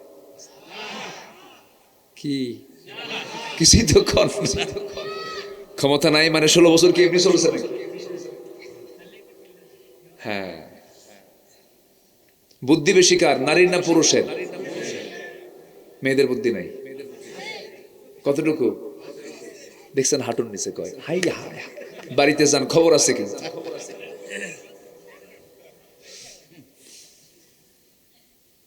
মেয়েদের বুদ্ধি আছে, যে বুদ্ধি আমাদের নাই সে বুদ্ধি তাদের আছে, আর যে বুদ্ধি আমাদের আছে সে বুদ্ধি ওদের নাই। ওদের বুদ্ধি যা সেটা তাদের আছে, ওদের যা আছে আমাদের তা নাই। আমাদের যা আছে ওদের তা নাই, এটা বুঝতে হবে। ওদেরও লাগবে, আমাদেরও লাগবে, কাউকে খাটো করার দরকার নেই। সম্মানিত ভাইয়েরা, ওরা যা পারে আমরা তা পারবো? বাচ্চাটা নিয়ে যা আদরটা করে ওরা, আমার মায়েরা যে কষ্টটা করেন, এই নবজাতক সন্তান সারা রাত কাঁদে, সারা রাত দুধ খায়, মাকে একটাবারের জন্য বিরক্ত হয়? আর যদি বউটা একদিনের জন্য যদি আপনাকে দিয়া যায়, এই বাচ্চাটা তুমি একটা দিন দেখো, কয় যা আষাঢ় খাবে আল্লাহ জানে, ঠিক কিনা? তাহলে ওদের ফাংশনে ওনারা আছেন, আমাদের ফাংশনে আমরা আছি, দুজনই দরকার। বলি আলহামদুলিল্লাহ। আমার বন্ধুগণ, দৌড়ের পাল্লায় রাসূল তাকে জিতায়া দিলেন। আম্মা জান আয়েশা দারুণ খুশি হলেন, হুজুর আমি আপনাকে হারায়া ফেলছি, কিন্তু রাসূল তো বুঝতে দিলেন না। অনেকদিন পর আমার রাসূল বলছেন, আয়েশা ওই যে রাতে তুমি আমাকে দৌড় মেরে হারিয়ে দিয়েছো, আজকে দেখি দৌড় মারি কে পারে। মদিনার মাটিতে আমার রাসূল আম্মা জান আয়েশার সঙ্গে এবার দৌড় মারলেন, আসল দৌড়টা মারলেন। এক দৌড়ে রাসূল আম্মা জান আয়েশাকে হারিয়ে দিয়ে মুস্কি হাসি মেরে বলছে, আয়েশা, চক্কর মেরে তিনি চেহারা ঘোরায় নিয়ে বলছেন, আয়েশা ওই যে হারাইছিল আজকে জিতায়া দিলাম। জোরে কোন সুবহানাল্লাহ। মুহাব্বত কাকে বলে? ভালোবাসা কাকে বলে? রাসূল তা অভিনয় করে বুঝিয়ে দিয়েছেন, আমার নবীজি সবকিছু শিখিয়ে দিয়েছেন। এই জন্য আমরা আদর্শ দেখলে একটা আদর্শের দিকে খুঁজে বেড়াবো, আমার নবীর আদর্শটাকে আমরা খুঁজবো। আল্লাহ তাআলা নিজে বলে দিয়েছেন, লাকাদ কানা লাকুম ফি রাসূলিল্লাহি উসওয়াতুন হাসানাতুন লিমান কানা ইয়ারজুল্লাহা ওয়াল ইয়াওমাল আখির ওয়া যাকারাল্লাহা কাসীরা। জোরে বলুন আল্লাহু আকবার। তোমাদের জন্য উত্তম আদর্শের বাস্তব নমুনা কেউ নন, শুধুমাত্র একজন ব্যক্তি, তিনি হচ্ছেন মুহাম্মদ সাল্লাল্লাহু আলাইহি ওয়াসাল্লাম। তিনি কেমন ছিলেন তার কিছু অনুকরণীয় আদর্শ আমরা একটা একটা করে বলবো। এখনো 15টা আদর্শ পড়ে আছে বলা, নুরু আজকে শেষ না শুরু। নাম্বার 1 হলো, সবাই মনে রাখবেন কিন্তু ফলো করবো আমরা, মানবো আমরা, জোরে বলি ইনশাআল্লাহ। নাম্বার 1 হলো, আল্লাহ রাব্বুল আলামিন তার শানে কি বলেছেন, ইয়া আইয়ুহান নাবিয়্যু ইন্না আরসালনাকা শাহিদান ওয়া মুবাশশিরান ওয়া নাযীরান ওয়া দা'iয়ান ইলা আল্লাহি বিইذনিহি ওয়া সিরাজাম মুনীরা। জোরে বলুন আল্লাহু আকবার। হে রাসূল, আমি আপনাকে সাক্ষী করে, সংবাদদাতা হিসাবে, ভীতি প্রদর্শনকারী হিসাবে, দাওয়াত দানকারী হিসাবে, দাঈ হিসাবে আমি পাঠিয়েছি, প্রদীপ্ত করে পাঠিয়েছি, আলোকিত করে পাঠিয়েছি। আল্লাহ তাআলা আমার রাসূলকে বানিয়েছেন দাঈ, আল্লাহর পথে তিনি দাওয়াত দিবেন। আমরা আল্লাহর পথে দাওয়াত দেব, রাজি আছি তো? আমরা মানুষকে দাওয়াত দেব কার পথে? আসতে বলবেন না, কার পথে? আল্লাহর পথে। আল্লাহ রাব্বুল আলামিন আরেক জায়গায় রাসূলকে লক্ষ্য করে বলছেন, উদউ ইলা সাবিলি রাব্বিকা বিল হিকমাতি ওয়াল মাউইযাতিল হাসানাহ ওয়াজাদিলহুম বিল্লাতী হিয়া আহসান ইন্না রাব্বাকা হুয়া আ'লামু বিমান দাল্লা আন সাবিলিহি ওয়া হুয়া আ'লামু বিল মুহতাদিন। জোরে বলুন আল্লাহু আকবার। সূরাতুন নাহল 125 নম্বর আয়াত, আল্লাহ রাব্বুল আলামিন রাসূলকে বলেছেন আপনি মানুষকে দাওয়াত দিন, প্রজ্ঞার সাথে উত্তম নসিহার সাথে মানুষকে দাওয়াত দিন। দাওয়াত দিতে গেলে প্রজ্ঞার দরকার আছে না নাই? হিকমতের দরকার আছে না নাই? উত্তম পন্থায় আমরা দাওয়াত দেব একমাত্র কার পথে? এটা আমাদের দায়িত্ব। যদি কেউ দাওয়াত না গ্রহণ করে এখানে টেনশন করার কোনো কারণ নাই। আমার নবীজি দাওয়াত দিয়েছেন আবু জেলকে একবার না বারবার। আমার রাসূল তার চাচা আবু তালেবকে দাওয়াত দিয়েছেন একবার না বারবার। নূহ আলাইহিস সালাতু ওয়াস সালাম মানুষকে দাওয়াত দিয়েছেন শুধু দিনের বেলা নয়, রাতেও দাওয়াত দিয়েছেন। ইন্নী দাআউতু কওমি লাইলান ওয়া নাহারা। নূহ আলাইহিস সালাম বলেন আমি মানুষকে দাওয়াত দিয়েছি দিনে রাতে। 900 বছর দাওয়াতি কাজ করে ইসলাম কবুল করেছে মাত্র 70 থেকে 80 জন। তিনি কি ব্যর্থ না সফল? বলেন ব্যর্থ না সফল? কেউ আসুক বা না আসুক এটা আমার দেখার বিষয় না। আমার দাওয়াত দেওয়া দায়িত্ব, দাওয়াত দেওয়া দায়িত্ব। এই দায়িত্ব পালন করবো তো আমরা ইনশাআল্লাহ। আচ্ছা, প্রথম দাওয়াত দিয়েছেন রাসূল বউকে। কাকে? বউকে। আমরা কাকে দাওয়াত দিব? স্ত্রী। কি বউ শব্দ একটু মনে হয় এই বউ বেশি আপন মনে হয় না, স্ত্রী বেশি আপন মনে হয়? বউ না, এই জন্য বউ কইলা। আর যার বউ না দেখেন, যার বউ না এখন এখন আরেক দিকে চলে গেল। থামেন না, ওইদিকে আসবো তো। আমার নবীজি জাবালে নূর থেকে, যেই জাবালে নূরের ভিতরে গারে হেরার ভিতরে আমার নবীজির 5টা বছর কেটে গেছে। আমার নবীজি তখন 2টা মেয়ের বাপ। কয়টা মেয়ের বাপ বলে? 2টা মেয়ের বাপ। বড় বড় বাচ্চা হয়ে গেছে, আবার কিছু কিছু বাচ্চাগুলো দুধ খায়। আমার নবীজির 1টা 2টা মেয়ে নয়, 4টা মেয়ে। আলহামদুলিল্লাহ বলবেন না? আল্লাহ পাক আমাকেও 4টা মেয়ে দিয়েছেন। দিল থেকে দোয়া চাই, দোয়া করবেন না? 4টা মেয়ে দিয়েছেন। সন্তান হওয়া ভালো, সন্তান যত বেশি হয় তত বেশি বরকত। আল্লাহ তাআলা ধনীর মধ্যেই বরকত রাখেন নাই। ধনীকে আল্লাহ তাআলা সন্তান দেন না, টাকা দেন। আর গরিবকে আল্লাহ তাআলা টাকা দেন না, সন্তান দিয়ে দেন। আল্লাহর বন্টন দেখছেন? ধনী লোকের কিন্তু বাচ্চা কম। 20 বছর পর একটা বাচ্চা হয়, তাও থাইল্যান্ডে। কোথায়? দেশে হয় না। মাউন্ট এলিজাবেথে যেতে হয়, সিঙ্গাপুরে। খুব নিবিড় পর্যবেক্ষণ আছে ডাক্তারের। বাচ্চা কাচ্চা খুব সমস্যা, আইসিইউতে আছে, মানে দুনিয়াতে আসার আগে আইসিইউ গেছে। পরে বলল ডাক্তার ওর একটু হার্টে ফুটা আছে তো, আর চোখ একটা বাঁকা হয়ে আছে। কি কথা কি বুঝতেছেন? আর গরিবের বাচ্চা থাকে চলন বিলের মাঝখানে। এই শীতকালে রাস্তা নাই,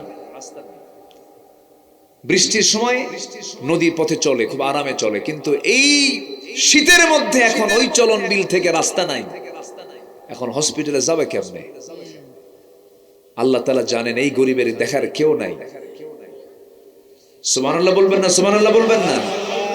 রান্না বান্না করতে করতেই এদিকে বাচ্চা হওয়া সারা, এবং নিজেই বাচ্চা ডেলিভারি হওয়ার পর স্বামীকে ফোন দিয়ে বলে, স্বামী জানো বাচ্চা হয়ে গেছে। সুবহানাল্লাহ বলবেন না? বরকত দেন কে? আল্লাহ। আসতে বলেন, বরকত দেন কে? আল্লাহ। সন্তান হওয়া ভালো, মেয়ে হওয়া আরো ভালো। আসতে কয় বিয়ে কি আপনি দিবেন নাকি? আপনি টেনশন করতেছেন নাকি? আপনি আমার বন্ধুগণ, মেয়ে হওয়ারও ভালো, কারণ রাসূল বলেছেন ছেলেদের ব্যাপারে এমনটা কথা বলেন না। রাসূল বলেছেন যার ঘরে 3টা মেয়ে তার জন্য 3টা পৃথক জান্নাত থেকে যাবে। সুবহানাল্লাহ, আল্লাহু আকবার। মেয়ে যার আছে ঘরে তার রহমত আছে। রাসূল বলেছেন মেয়ের জন্য আগে বাজার করো। যারা মেয়ের বাপ হয় বিয়ে দিলে পরে কোনো কোনো মেয়ের বাড়ি যায়, যায় না? আমার বাপকে আমি দেখি, মেয়েদের দিকে টান বেশি হয় বাবার, আবার মেয়েরাও বাপকে বেশি টানে, বাবার দিকে টানটা বেশি থাকে। যার বাড়িতে শুধু ছেলে সন্তান আছে তারা কিছু দুঃখ বোঝে। ছেলে সন্তানগুলো ডান পিটা হয়, একটু ধমকায়, আসে না? এরকম আসে না? কিন্তু মেয়েদের মুখ থেকে ঘন ধমক পাবেন না। মেয়েদের মনটা নরম হয়, আব্বার দিকে সুন্দর করে একটা ডাক মারে। আমার রাসূল মেয়েদেরকে খুব পছন্দ করেছেন, খুব মোহাব্বত করেছেন। আমার নবীজি মেয়েদের জন্য বাজারটা আগে করতে বলেছেন। রাসূল মেয়েকে বিয়ে দিয়েছেন, ফাতিমাকে গরিবের সাথে দিয়েছেন, আবার কুলসুমকে দিয়েছেন ধনীর সাথে। আমার নবীজি সব দিকে স্ট্যান্ডার্ড রেখেছেন। দেখো, ধনীও জামাই আমার, গরিবও জামাই আমার, আমি কাউকে বাদ দেই নাই। সুবহানাল্লাহ বলে। আবার কোনদিন সাইয়েদনা আলী তার ভাইরা ওসমান জিন্নুরাইনের কাছ থেকে চুল পরিমাণ কিছু চান নাই, বলেন নাই ভাইরা তুমি তো বহু ধনী, আমারে কিছু দাও। হযরত আলী বলতেন আমার কাছে গরিবী জীবনটাই ভালো, ধনী হওয়ার শখ নাই। মাঝে মাঝে ওসমান জিন্নুরাইন নবীর সামনে এসে বলতেন হুজুর আমার বড় শখ হয় আমি যেন গরিব হয়ে যাই, ধনীর সম্পদ আমার ভাল লাগে না। বলেন তো এরকম ধনীকে আজকের সমাজে পাওয়া যাবে? কোন ধনীকে এসে বলবে হুজুর আপনি আমার জন্য দোয়া করেন আমি যেন গরিব হই, এরকম ধনী আছে কে? গোটা দুনিয়া হলেও পেট ভরবে না। আল্লাহু আকবার। ওসমান জিন্নুরাইন বললেন হুজুর আমি যেন গরিব হয়ে যাই, আমার এত সম্পদ হচ্ছে কেন, আমি তো আমার আর ভাল লাগতেছে না। আমার নবীজি বললেন ওসমান এমন দোয়া তো সাধারণ ভাবে কেউ চায় না, তুমি আমার কাছে এমন দোয়া চাইলা, কিন্তু আমি তোমার কাছ থেকে কিছু কথা শুনতে চাই। কি? ওসমান বলো তো, তুমি যখন খাইতে নাও তোমার খাওয়ার অভ্যাসটা কি? বলো হুজুর আমি যখন উটের পিঠেও বসি, শুধু বিছানায় নয়, শুধু নিচে নয়, উটের পিঠেও যদি খাইতে বসি, সেই খাওয়া বস্তু উটের পিঠ অনেক লম্বা উঁচু জায়গায় উট চলতেছে, সেই জায়গায় খেতে বসেছি আমি, উট চলতেছে, খাওয়া চলতেছে, এমন সময়ও যদি আমার হাত থেকে যদি কোনো একটা দানাও যদি পড়ে যায় নিচে, আমি উটকে বসায় দেই, বসায় দিয়ে সেই দানাটা সুন্দর করে ধুয়ে মুছে আবার আমার মুখে তুলে নেই। রাসূল বললেন ওসমান তোমার যে চরিত্র, সম্পদ তো কমার চরিত্র না, তোমার সম্পদ আরো ডাবল হবে। আল্লাহু আকবার বলেন। তাহলে সম্পদ হতে কি সমস্যা আছে? না, সম্পদ হলেও সমস্যা নাই, গরিব হতেও সমস্যা নাই, দুটাই আছে ইসলামে। শুধু ফকির না, ধনীও হতে হবে, আবার যদি কেউ গরিব হয় তাতেও কোনো সমস্যা। ভাইরা তারা দুজন আপন ভাইরা, কোনোদিন চান নাই ভাইরা তুমি আমাকে এটা দাও, আমার গরিবী জীবনই ভালো, তুমি যা আছো তুমি থাকো, আমার যা আছে আমি আছি। আল্লাহু আকবার বলেন। হিংসা থাকে না তখন। আপনি যখনই কিছু কামনা করবেন তখন কি আসে? হিংসা চলে আসে। আমার নবী যে মেয়ে ফাতিমাকে বিয়ে দিয়েছেন একজন গরিবের সাথে, কিচ্ছু নাই, টাকা নাই, পয়সা নাই, ধন নাই, দৌলত নাই, ঘর নাই, বাড়ি নাই, কিন্তু চরিত্র আছে। আল্লাহু আকবার বলেন। কিন্তু আপনার জামাই আপনি পেয়েছেন, টাকা আছে, পয়সা আছে, ঘর আছে, বাড়ি আছে, কিন্তু চরিত্র নেই, লুচ্চা। কাম হবে? কাম হবে? তাহলে কি আগে দরকার? চরিত্র। বলেন কি আগে দরকার? চরিত্র। আমার বন্ধুগণ, নবীজি মেয়ে ফাতিমাকে যখন বিয়ে দিবেন, ধনী ধনী সাহাবীরা আসে, রাসূল বললেন আমার পছন্দ হয় নাই। সাইয়েদনা আলী সবার শেষে গেলেন, রাসূল বলছেন আলী তুমি কিছু বলবা নাকি? হুজুর কি যে বলবো নিজেও জানি না, তুমি কি আমার মেয়েকে বিয়ে করবা নাকি? হুজুর দিলে করব। সুবহানাল্লাহ বলবেন না? নবী বললেন তোমার কাছে আছে কি? হুজুর কি থাকবে আর, এই যে আমার বডিতে যা আছে তাই, আমার ঘরও নাই, বাড়িও নাই, টাকা নাই, পয়সা নাই। রাসূল বললেন বিয়ে যে করবে ন্যূনতম কিছু টাকা তো থাকতেই হবে, মোহরানা দিতে হবে, ফাতুহুন্না উজুরাহুন্না ফারিদা, টাকা পয়সা কিছু লাগবে তো। হুজুর টাকা পয়সার দায়িত্ব দিলে পরে তো সম্ভব না, আমার কাছে কিচ্ছু নাই। কি আছে বলো? এই যে ঢাল, এই যে তরবারি, ঢালটা বেচে আসো, তরবারি লাগবে যুদ্ধে যাওয়ার জন্য, ঢাল ছাড়াও যুদ্ধ চলে, ঢাল বেচো, ঢাল বেচার টাকাই হবে আমার মেয়ের বিয়ের মোহরানা। জোরে কোন সুবহানাল্লাহ। ঢাল বিক্রি করতে গেছেন সাত সকালে, সাইয়েদনা ওসমান সামনে পড়ে গেছেন। সাইয়েদনা আলী বলছেন আমি ঢালটা বিক্রি করব। ওসমান বলছেন কেন? বিয়ে ঠিক হয়েছে। কার সাথে? শালীর সাথে। কার সাথে? কি কথা বুঝছেন না? কথা বুঝতেছেন না? আপনার শালীর সাথে বিয়ে ঠিক হয়ে গেছে। ঠিক আছে, ভালো কথা। তিনি জানতেন না, বড় জামাই জানেন না, বিয়ে ঠিক হয়ে গেছে। ওসমান জিন্নুরাইন বলেন তুমি তো কিছুক্ষণ পর আমার ভাইরা হয়ে যাচ্ছ, দাও ঢালটা আমি কিনবো। 500 দিরহাম দিলেন, ঢালটা কিনে নিলেন। কিনে নেওয়ার পরে টাকা নিয়ে সাইয়েদনা আলী চলে যাচ্ছেন পিছন থেকে। ওসমান জিন্নুরাইন বলছে আলী এইদিকে আসো, আত্মীয় তো কিছুক্ষণ পর হয়ে যাচ্ছ, ভাইরা তো হচ্ছ, কিছু গিফট কিছু উপহার তো দেওয়াই লাগে। এই যে ঢালটা নিলাম, ঢালটাও তোমাকে হাদিয়া স্বরূপ দিয়ে দিলাম, যাও। ঢাল আর টাকা নিয়ে চলে গেলেন, নবীর সামনে দাঁড়ালেন। রাসূল বলছেন আলী ঢাল বুঝে বিক্রি হয় না, বিক্রি হয়েছে কোথায়? বিক্রি হয়েছে এই যে টাকা আনছি, কার কাছে বিক্রি করলে? ঢাল তো নিয়ে আসলো। ঢাল বিক্রি করছে, আবার হাদিও পাইছি। কে? কোন লোকটা? কোসমান। লোক আর খুঁজে পাও না। সুবহানাল্লাহ। আত্মীয়ের মধ্যে যে প্যাঁচ লাগাইছো। আমার বড় জামাইকে আমি কিছুই বলতে পারলাম না, বড় জামাইয়ের সঙ্গে কোনো পরামর্শ করতে পারলাম না। তুমি আগে গিয়ে ঢোল পিটা আসছো, আমার বড় জামাই যেন কি মনে করে। কিন্তু জামাই তো এরকম ছেঁচড়া জামাই না আমার আপনার মতো। সুবহানাল্লাহ বলবেন না? আরে আজকের জামাইরে যদি না বলা হয়, বড় জামাই জানে না যে আমার শালীর বিয়া, তোর বাপের রেখে তোর বাপই বিয়া করা, আমার যাওয়ার ঠেকা পড়ে না। কি ঠিক কিনা কন? এরকম তো ছেঁচড়া জামাই না। ওসমান জিন্নুরাইন বললেন, খুব খুশি হয়েছি, যাও আলী, রাসূলুল্লাহর চয়েস খুব ভালো। সুবহানাল্লাহ বলবেন না? টাকা নাই, পয়সা নাই, এরপর একজন ধনী সাহাবী বলছেন রাসূলুল্লাহর চয়েস খুব ভালো। আল্লাহু আকবার। আমার নবীজি মেয়েকে বিয়ে দিয়ে সালাম দিয়ে বিদায় দেন নাই। আমার নবীজির মেয়ে ফাতিমাকে বিয়ে দেওয়ার পর থেকে নিয়ে মৃত্যুর দিন পর্যন্ত আমার নবীজি ফাতিমাকে 3টা দিন পার হতে দেন নাই, দেখা সাক্ষাৎ না হয়ে থাকতেন না। আমার নবীজি 3 দিন পার হলে ছটফট করতেন, আমার কলিজার টুকরা ফাতিমা কই গেল। সুবহানাল্লাহ, সুবহানাল্লাহ। এত তার সন্তানদের প্রতি টান ছিল, পরিবারের প্রতি টান ছিল। এগুলো সুন্নাহ। এগুলো কি বলেন? সুন্নাহ।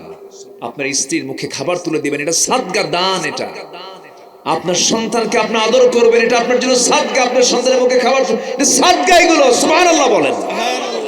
আমরা এগুলো বুঝি না তো। অনেক বাপ আছে মেয়েকে বিয়ে দিয়া ওই যে বিদায় দিয়ে দিলার মনে মনে করে বিপদ গেল, এরকম বাপ আছে। কিন্তু আসলে এরকম কিছু বাপ আছে না? সালাম একখান দিয়া বিদায় দিয়ে দিল, মেয়ের বাড়ি যায় না। 2 যুগ যায়, 10 বছরও চলে যায়, মেয়ের বাড়ি যায় না। এটা ঠিক না। আমার নবী যে মেয়েদেরকে বিয়ে দিয়েছেন, ঘন ঘন সংবাদ নিয়েছেন, মেয়ে আমার তুমি কেমন আছো। একদিন বলতেছে, আব্বা আপনি রাষ্ট্রপতি মানুষ, আমার স্বামী গরিব মানুষ, ঘর নাই বাড়ি নাই, ছোট্ট 2টা আপনার নাতি, দারুণ কষ্ট হয়, আমার বাড়িতে কোনো খাদেমা নাই। আপনি একজন যদি খাদেম দিতেন খুব ভালো হতো। সহিহ বর্ণনা, কিন্তু সহিহ হাদিস এটা। আমার নবীজি বললেন, ফাতিমা তুমি কি বলতে চাও বলো। আব্বা একটা খাদেম দেন, একটা কাজের মানুষ দিলে ভালো হয়। আমার নবীজি সঙ্গে সঙ্গে বলছেন, ফাতিমা তুমি কি তোমার বাপকে কখনো কাউকে দিয়ে কাজ করাতে দেখেছো নাকি? না।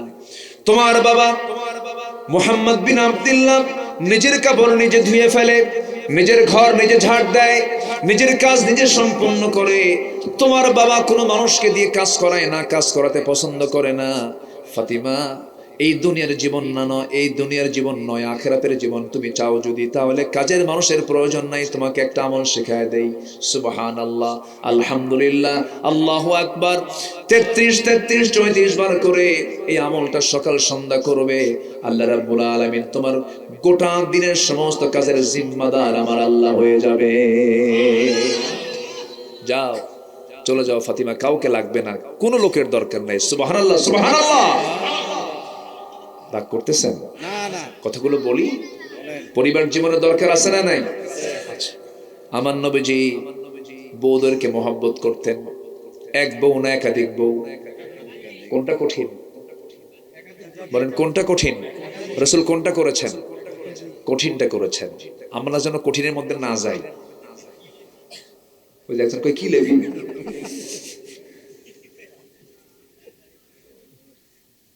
একাধিক কখন যাওয়া যায়? কথাগুলো শোনেন, খুব ক্রিটিক্যাল কথা, কিন্তু এই কথাগুলো খুব জটিল, একটু কান লাগাবেন। একাধিক কোন সময় যাওয়া যাবে? যে সময় দেখতেছেন কোন একটা নারীর চরম বিপদ, বিধবা হয়ে গেছে, নিজেদের মধ্যে হয় কিনা বলেন, বিধবা হয়ে গেছে, তালাক প্রাপ্ত হয়ে গেছে, অসহায় নারী হয়ে গেছে, তার পাশে কেউ নাই। এমন সময় এই সমস্ত কারণে আপনি বিয়ে করতে পারেন, কিন্তু আজকে কি বিধবার দিকে যায় নাকি? তালাকের দিকে যায় নাকি? তাহলে আপনি যে বিয়েটা করতে চাচ্ছেন, বলেন যে বিয়ে করা সুন্নত, ওই যে বিধবা সুন্নত, তালাক প্রাপ্ত সুন্নত, অসহায় সুন্নত। তাদেরকে যদি তুমি ওই নিয়তে বিয়ে করো যে না, তার অসহায়ত্ব দূর হয়ে যাক, তার বিধবা, তার কষ্টের জীবন এটা দূর হয়ে যাক, তালাক প্রাপ্ত নারী তার অসহায়ত্ব দূর হয়ে যাক, সেই সময় যদি আপনি বিয়েটা করে নিতে পারেন, এটা আপনার জন্য সওয়াবের কারণ হতে পারে। তবে এরপরেও আপনার বাড়িতে অশান্তির যদি কোনো পরিবেশ তৈরি হয়, এটা আপনাকে খেয়াল করতে হবে। আল্লাহ বলছেন তোমার জন্য একটাই উত্তম, ফাওয়াহিদাতান, একটাই তোমার জন্য উত্তম। কে বলে দিয়েছেন?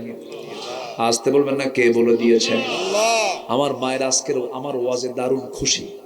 হুজুর ওয়াজ একখান দিলেন আপনি, কি রাগ করতেছেন নাকি আপনারা? লোড বেশি নিলে সমস্যা না বলেন? লোড বেশি নিলে তো সমস্যা। তো আর বিয়ে মানুষ না, ওরে বাপরে বাপ, সব মেনে নেবে, কিন্তু এটা মানার দারুণ কঠিন ব্যাপার। হুরের গল্প করলে তাদের সহ্য হয় না। রাতের বেলা এই গল্প করা যাবে না, কিন্তু হুরের গল্প যদি করেন সকালবেলা করেন। রাতের বেলা যদি এই শীতের ভিতরে লেপের মধ্যে দুইজন শুয়ে যদি বলেন, জানো জান্নাতে কিন্তু আল্লাহ তাআলা আমাকে 10,000 হুর দেবে, বলবে বালিশ না ওই দিক কাইতে শুয়ে পড়, এদিকে তাকাবি না। আল্লাহ তাআলা মেয়েদেরকে এই তবিয়ত দিয়ে, নেচার দিয়ে বানিয়েছেন। আমার নবীজি দোয়া করতেছেন, আল্লাহ আমার খাদিজাকে জান্নাত দাও। পিছন থেকে আম্মা জান আয়েশা কয়, বুড়ির জন্য এখনো কান্না লাগে? চিন্তা করুন, আম্মা জান আয়েশার মতো মানুষ। উম্মে সালমা আমার নবীজির আরেক স্ত্রী, আম্মা জান আয়েশা বলতেছে, ও তো খাটো। কি কথা কি বুঝতেছেন? ও তো কি খাটো। রাসূল বলতেছেন, তুমি যে কথাটা বললা খাটো, এই শব্দ যদি 7 সমুদ্রে ছেড়ে দেওয়া হয়, লামাজাজাতহু, তোমার এই কথার ওজনে সব পানিগুলো বিবর্ণ হয়ে দুর্গন্ধ হয়ে যেত। তাহলে কাউকে খাটো বলা, কালো বলা কি যাবে? আজ থেকে যাবে? যাবে না। কিছু মহিলা আছে আবার খুব সুন্দরী হলে, স্বামী একটু কালো হলে খুব গালমন্দ করে। একটু মাদের দিকে যায়, একটু বলি নাকি, বলা দরকার আছে না? বউটা একটু সুন্দরী, স্বামী একটু কালো হয়েছে, হয়তো বিয়ে শাদী আল্লাহ জুটায় দিছে, বিয়ে শাদী হয়ে গেছে, কিন্তু দেখবেন কিছু কিছু মহিলা আছে সুন্দরের কিন্তু বড়াই করে। একটু কিছু বললেই তখন বলে, শোনো তুমি কি তোমার চেহারা দেখো, আমার দিকে তাকাইছো, এটা আয়নার দিকে চেহারা তাকায় দেখো, আমার সঙ্গে যে তোমার বিয়ে হয়েছে, তোমার 14 গোষ্ঠীর কপাল দেখছেন কি খোটাটা মারলো, দেখেন আছে না নাই? না মা, এই জাতীয় কথা বলবেন না, কখনো না। কারণ সবগুলো কার সৃষ্টি? কার সৃষ্টি? তুমি সৃষ্টির সেবা করো, আল্লাহ তোমাকে জান্নাত দিয়ে দিবেন। আল্লাহর সৃষ্টি একটাকেও আপনি খাটো চোখে দেখতে পারবেন না। সে কালো, সে লম্বা, সে খাটো, সে চিকন, বলতে পারবেন না আপনি কখনো, কখনো বলবেন না। এটা বললে কি হবে? আজ থেকে কি হবে? আরো জোরে, আরো জোরে গুনাহ হবে। আমার নবীজির সামনে এক কালো সাহাবী এসে মনটা খারাপ করে বসে আছে। রাসূল বলেন, কালো, এই তোমার মন খারাপ কেন? হুজুর আমার বিয়ে কপালে নাই। যুবক তো বিয়ের জন্য খুব মানে ছটফট করতেছে। এই যুবকরা রাগ করতেছো নাকি তোমরা? বিয়ের জন্য ছটফট করতেছে, হুজুর বিয়ে হয় না, বহু মেয়ে দেখলাম, কেউ বিয়ে দেয় না, কালো মানুষ, আমার কেউ পছন্দই করে না। রাসূল বলেন, তোমার তো কপালে আসে নাই এখনো, ঘটক তো আমি। সুবহানাল্লাহ বলবেন না? আমি বিয়ে দেব, তোমার যাও। রাসূল কত ফ্রি ছিলেন দেখেন। হুজুর কোথায় বলেন, তাড়াতাড়ি বলেন। কমক বাড়ি, ইবনে ওহাবের মেয়ে আছে, যাও আমার কথা বলে দাও। হুজুর আমি বলতে পারবো না, চিঠি একখান লিখে দেন। একটা লিখিত করে নিলেন। কি করে নিলেন? আচ্ছা, কথার চাইতে লেখার দাম কমে না বাড়ে? মানে লেখা একদম লিখিত করে নিয়ে চলে গেছে মেয়ের বাড়িতে। মেয়ের বাড়িতে গিয়ে বলে, এই মেয়ের বাপ, এদের পথ বহু দেখছি জীবন, আর দেখবো না। আল্লাহু আকবার বলুন না। মেয়ের বাপকে দিছে, যখন দেখছে যে মিম মুহাম্মদ সাল্লাল্লাহু আলাইহি ওয়াসাল্লাম, আশ্চর্য হয়ে গেছে। রাসূল আমার মেয়ে কিনে চিন্তা করেন, তুমি বিয়ে করবা, কে এমনি কি আসছে এই জায়গায়? কিন্তু বাপ এখন মিলাতে পারতেছে না। রাসূল তো পাঠালেন, আমি তো মানা করতেই পারবো না, আমি তো বিয়ে দেবই, কিন্তু মেয়ে তো আমার সুন্দরী, কিন্তু এ তো কালো, কি করি? মেয়ে এখন রাজি হয় কিনা? তো বলতেছে, শোনো সবই ঠিক আছে, দেখি আমার মেয়ের কাছ থেকে একটু অনুমতি নেই। এই কথাগুলো আবার দেয়াল ঘেসে ঘেসে কান লাগায় মেয়েটা শুনছে। শুনে হাউমাউ করে কাঁদতেছে। বাপ চলে গেছে মেয়ের কাছে, ইবনে ওহাব গিয়ে বলছে, মা কাঁদো কেন? বুঝতে পেরেছি তোমার ছেলে পছন্দ হয় নাই, বিয়ে হবে না, যাও। মেয়েটা আরো কান্দে। এবার বলছে, বাবা বুঝতে ভুল করেছো, যে ছেলেকে রাসূল পাঠিয়েছেন সেই ছেলেই হবে আমার স্বামী। সুবহানাল্লাহ বলবেন না? তাহলে ওই পুরুষটা কালো না ধলা? কালো। কোনো ক্লেম আছে? কোনো অভিযোগ আছে? না। কালো ধলা কে করে দেন ভাই? বলেন কে করে দেন? 40-এর পরে কি আর কালো কুলায় আর ধলা কুলায়? 40 পার হলে ধলা কালো কুলায়? সব চামড়া এরকম করে চলে যায়, বোঝেন নাই? সব চামড়া কুচকে যায়। সবতেই তো অল্প বয়সে যা থাকে সব তো 40-এর পরে সব ভেস্কে যায়। বরঞ্চ আল্লাহ তাআলা বলছেন তোমার চরিত্রই হচ্ছে সবচেয়ে সুন্দর বিষয়। বলি আল্লাহু আকবার বলেন। মেয়ের আছে, মেয়ের বাপর আছে, নবীর কাছে এসে বলে হুজুর এবার জিতে গেছি। হুজুর মেয়ের আছে, মেয়ের বাপর আছে, তুমি আমি তো আরো রাজি, বিয়ে হয়ে যাবি, টাকা আছে নাকি? হুজুর টাকা তো নাই। বিয়ে করবা তুমি, টাকা ছাড়া বিয়ে হবে কেমনে? হুজুর টাকার দায়িত্ব আমারে দিলে বিয়ে হবে না, কারণ আমি হলাম ফকির। আপনি যদি আমার বিয়ের ব্যবস্থা করতে চান টাকাটা আপনি দেন, আমি বিয়ে করি। দেখছেন সুবহানাল্লাহ বলবেন না? রাসূল বলছেন ও সাহাবী নোমান এইদিকে আসো, ওসমান আমার জামাই এইদিকে আসো, ওকে কিছু টাকা দিয়ে দাও। 200 400 দিরহাম দেওয়া হলো। বাজারে গেলেন, বাজার করলেন, বাজার শুরু করেছেন, এমন সময় বলা হলো ও সাহাবী তুমি কি জানো যুদ্ধের ডাক এসেছে, তুমি জিহাদের প্রস্তুতি নেবে নাকি বলো? বিয়ের বাজার বন্ধ করে যুদ্ধের বাজার স্বরূপ একটা ঘোড়া তরবারি কিনলেন, যুদ্ধে ঝাঁপিয়ে পড়লেন। যুদ্ধের ময়দানে গিয়ে বিয়ার হলো না, যুদ্ধে গিয়ে অংশগ্রহণ করে তিনি শহীদ হয়ে আল্লাহর দরবারে হাজির হয়ে গেলেন। শহীদ যখন হয়ে গেছেন রাসূলকে বলা হলো হুজুর সাদ শহীদ হয়েছে। কোন সাদ? সাদ আল আসওয়াদ আস-সুলাইমি শহীদ হয়ে গেছে। নবীজি নিজে দৌড় মেরে তার সামনে গিয়ে দাঁড়ালেন, মস্তকটা ছিন্ন হয়ে পড়ে আছে, রক্তাক্ত শরীর। আমার নবীজি তার চেহারার দিকে তাকায়, একবার হাসেন একবার কাঁদেন। এমন সময় সাহাবীরা বলছে হুজুর আপনি এমন তো আচরণ কখনো করেন না, এমন করছেন কেন? রাসূল বলেন তোমরা কি জানো আমার সাদের দিকে তাকায় হাসি এজন্য জান্নাতের হুররা তাকে টানাটানি করে বেহেশতের দিকে নিয়ে যায়।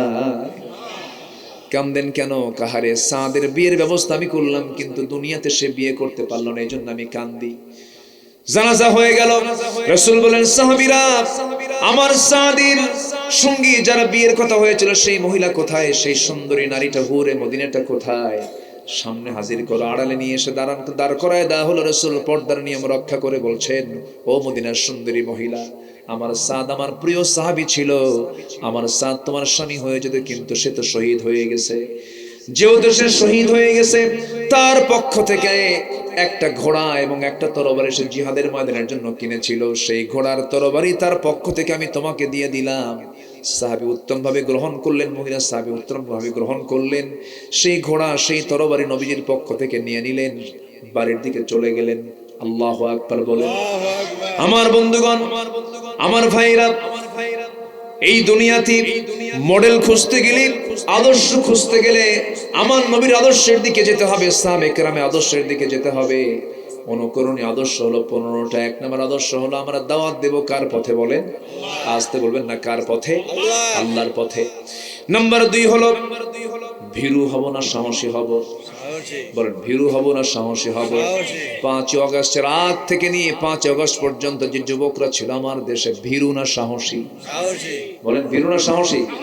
সাহসী। আল্লাহু আকবার। কি সাহস তার! 7-8 বছরের এক বাচ্চা যে পুলিশে মারতেছে, দেখেন নাই? দেখেন নাই? 7-8 বছরের বাচ্চা বাপ থেকে ছিনতাই বের হয়ে যায় পুলিশের থাপড়ায়। বিবেক জাগ্রত হয়েছিল। প্রত্যেক মা সন্তানকে বাইরে বের করে দিয়ে বলে যা, কোন দিন বের হবি? আল্লাহু আকবার বলবেন না? আবার মা যদি বলে তুই যাইস না, ছেলে কয় তুমি আমারে না করো, যায় মরবো, জাতিকে মুক্ত করবো। আল্লাহু আকবার বলে। ছেলে দুর্বল হলে মা সাহস জুগিয়েছে, মা দুর্বল হলে ছেলে সাহস জুগিয়েছে। সব কে জুগিয়ে দিয়েছেন? কে জুগিয়ে দিয়েছেন? আল্লাহ জুগিয়ে দিয়েছেন। একটা বিজয় এসেছে, আমাদের একটা পরিবর্তন এসেছে। এখন যুবকদের দায়িত্ব হলো চরিত্র গঠন করো। ওই বিয়ের আগ দিয়া, বিয়ের আগে গার্লস স্কুলের সামনে যে সিট হয়ে ইতিমের মতো বসে থাকবা না, এগুলো আকাম কুকাম করবা না, SMS দিবা না, মেসেঞ্জারে চ্যাটিং করবা না, হোয়াটসঅ্যাপে হি করবা না, সালাম কালাম ওখানে দেওয়ার দরকার নেই। সালাম কালাম ওখানে দেওয়া হালাল না হারাম? আচ্ছা হালাল না হারাম? হারাম। নিজে ভালো জায়গায় সালাম দিবা, ওটা একটা গুনার কাজ, এগুলো করবা না। আল্লাহ তুমি নোংরামি থেকে বাঁচাও, জোরে বলি আল্লাহুম্মা আমিন। তাহলে আমরা হব ভীরু না সাহসী? সাহসী। বলেন ভীরু না সাহসী? সাহসী। সাহস ছাড়া বদরে জয় আসছে? সাহাবীদের ভিতরে কি ছিল? সাহস ছিল। আমার নবীর মধ্যে কি ছিল? সাহস ছিল, প্রচন্ড সাহস, পিরামিড সাহস ছিল তার। তিনি ছিলেন সাহসের পিরামিড ছিলেন, এত সাহসী তিনি ছিলেন। চুল পরিমাণ ভয় পাননি, কোথাও পরোয়া করেননি। হিজরতের রাতে শত্রুগুলো অস্ত্র শস্ত্রে সজ্জিত হয়ে দাঁড়িয়ে আছে, আমার নবীজি কিচ্ছু মনে করলেন না, হাতে বালু নিয়ে শুধু নিক্ষেপ করলেন। আমার আল্লাহ প্রত্যেকটা বালুকণা প্রত্যেকটা শত্রুর চোখে চোখে পৌঁছায় দিলেন। যেরকম সুবহানাল্লাহ, ভয় কাঁপেন নাই। মুসা আলাইহিস সালামের নাম শুনলে কি মনে হয়? ভীরু, ভীরু মনে হয় না সাহসী মনে হয়? আল্লাহ কইছে, মুসা নরম সুরে একটু কালিমার দাওয়াত দিয়ে ফিরাউনরে, যেখানে যাও দাওয়াতের কাজ হচ্ছে কি, গরম না নরম? ভাই নামাজটা পড়ো, এই নামাজ পড়, কাম হবে, কাম হবে, হবে না, একটু নরম করে দাওয়াত দিতে হবে। যাও মুসা, তুমি একটু নরম সুরে দাওয়াত দিও, ঠিকঠাক মতো দাওয়াত। আল্লাহ, আমার তো জিব্বাই ঠিক নেই, আমি কই একটা হয়ে যায় আর একটা, ওই যে তোতলা মানুষ বোঝেন না, নাম যদি হয় বেলাল, বে বে বে বে বে এই বলতে তো 2 মিনিট চলে যায়। তো আল্লাহ, তুমি আমার জিব্বা অচল রেখে আমারে তুমি সুন্দর দাওয়াত দিতে বলো, আগে জিব্বা ঠিক করো। সুবহানাল্লাহ বলবেন না? উনি আল্লাহর থেকে আদায় করে নিতেন। আল্লাহর কাছে চাইতে হবে হায়া নিয়ে না বেহায়া হয়ে? বেহায়া হয়ে চাইতে হবে। একবার চাই চুপ থাকবেন, আমার লজ্জা নাই আল্লাহ, আমি এতবার বলতে পারি, কাম হবে না। আল্লাহর কাছে বলতে হবে একবার না বারবার? বারবার কি হায়া নিয়া হয়? হ্যাঁ বলেন, একবার হয় হায়া নিয়া, আর বারবার হয় বেহায়ার মতো। একদম বেহায়া থাকবে, হায়া থাকবেন, আল্লাহ দাও তুমি। মুসা ছিলেন এরকম বেহায়া চাওয়া মানুষ একজন। আল্লাহু আকবার বলেন। চাইতেন, আল্লাহ তুমি আমার জিহ্বাকে ঠিক করো, এরপরে তুমি কি কবা কও। রব্বি ইশরাহ লি সাদরি ওয়া ইয়াসসির লি আমরি ওয়াহলুল উকদাতাম মিন লিসানি। বাস, কাম হয়ে গেছে, একদম জিহ্বা ক্লিয়ার। আল্লাহ বললেন তুমি একটু নরম সুরে কালিমার দাওয়াত দাও। করলেন কি? আচ্ছা ঠিক আছে, যাবো আল্লাহ। আমি কি একা যাবো? কেন, তোমার ভাই হারুন কেউ নাও। হারুন ছিলেন বড় ভাই, হারুন ছিলেন কি বড় ভাই। তাহলে 2 ভাই কি নবী, 2 ভাই নবী, একটা স্বতন্ত্র পরিবার এটা। ভাই 2 জন নবী, আবার শ্বশুর সেও নবী। আল্লাহু আকবার বলেন। আবার ভাগিনা একজন আছেন ইউসা ইবনে নুন, তিনিও নবী। মোট নবী কয়জন হলো? 4 জন। বলেন কয়জন? ভাগিনা, শ্বশুর, ভাই। তাহলে ওই পরিবারটা কি পরিবার? নবী পরিবার। আল্লাহু আকবার বলেন। কি সম্মান আল্লাহ পাক এই পরিবারকে দান করেছেন। যাও তুমি কালিমার দাওয়াত দাও। তো ভাই হারুনকে নিলেন, ভাই হারুন চলো, আল্লাহ কইছে দাওয়াত দেওয়ার জন্য। ইযহাব ইলা ফিরআউনা ইন্নাহু তাগা। আসছেন রাজ দরবারে, কিন্তু কম কথা না। সামনে দাঁড়ায় বলতেছে, ফিরআউন, কি কথা বুঝতেছেন কি? আল্লাহ কি কইছে, নরম না গরম? কিন্তু এদিকে কি হইছে? গরম। ওনার অভ্যাসই ছিল গরম হওয়া। আল্লাহ আমারে পাঠায় দিয়েছে, তুই তাড়াতাড়ি কালিমা পড়ে মুসলমান হ। ফেরাউন বলল, তোমার সঙ্গে এটা কে? আমার ভাই হারুন, এটাও আল্লাহর নবী। তোমার আল্লাহর কাজ নাই কাম নাই, একই করে 2 নবী পাঠাইছে না? বলেন তো এই কথা শুনলে কি মেজাজ কি কম হওয়ার কথা না বাড়ার কথা? লাঠি বের করে কয়, ফেরাউন সামলায় কথা কয়, খায়া ফেলামো কিন্তু। আল্লাহু আকবার বলেন। এমনি বিজয় আসে নাই, ভীরু না সাহসী? তাহলে ইমানদার হবে ভীরু না সাহসী? সাহসী। নবীদের ক্লেম ধরার জন্য যুগে যুগে সবাই চেষ্টা করেছে, দোষ ধরার জন্য। আলেমদের দোষ ধরার জন্য কি আছে না নাই বলেন তো? আল্লামা সাইদির বিরুদ্ধে মামলা দিয়েছিল ধর্ষণের। শয়তান কয় আমিও রাগ করছি। শয়তান কি কয়? এটা আমিও বিশ্বাস করি না। এই মামলাগুলো দিয়েছে। তো মুসা আলাইহিস সালামের বিরুদ্ধে একটা এরকম মানে ক্লেম তারা দিয়েছিল, শারীরিক একটা অক্ষমতার কথা তারা বলেছিল। সেটা হলো হঠাৎ করে এমনি বলছিল, এটা রিউমার ছড়িয়ে দিয়েছে, মুসার একটা সমস্যা আছে শারীরিক। কি? একশিরা ব্যারাম আছে। কি এই এলাকায় কি কয়? কি কয় এই এলাকায়? কি কয়?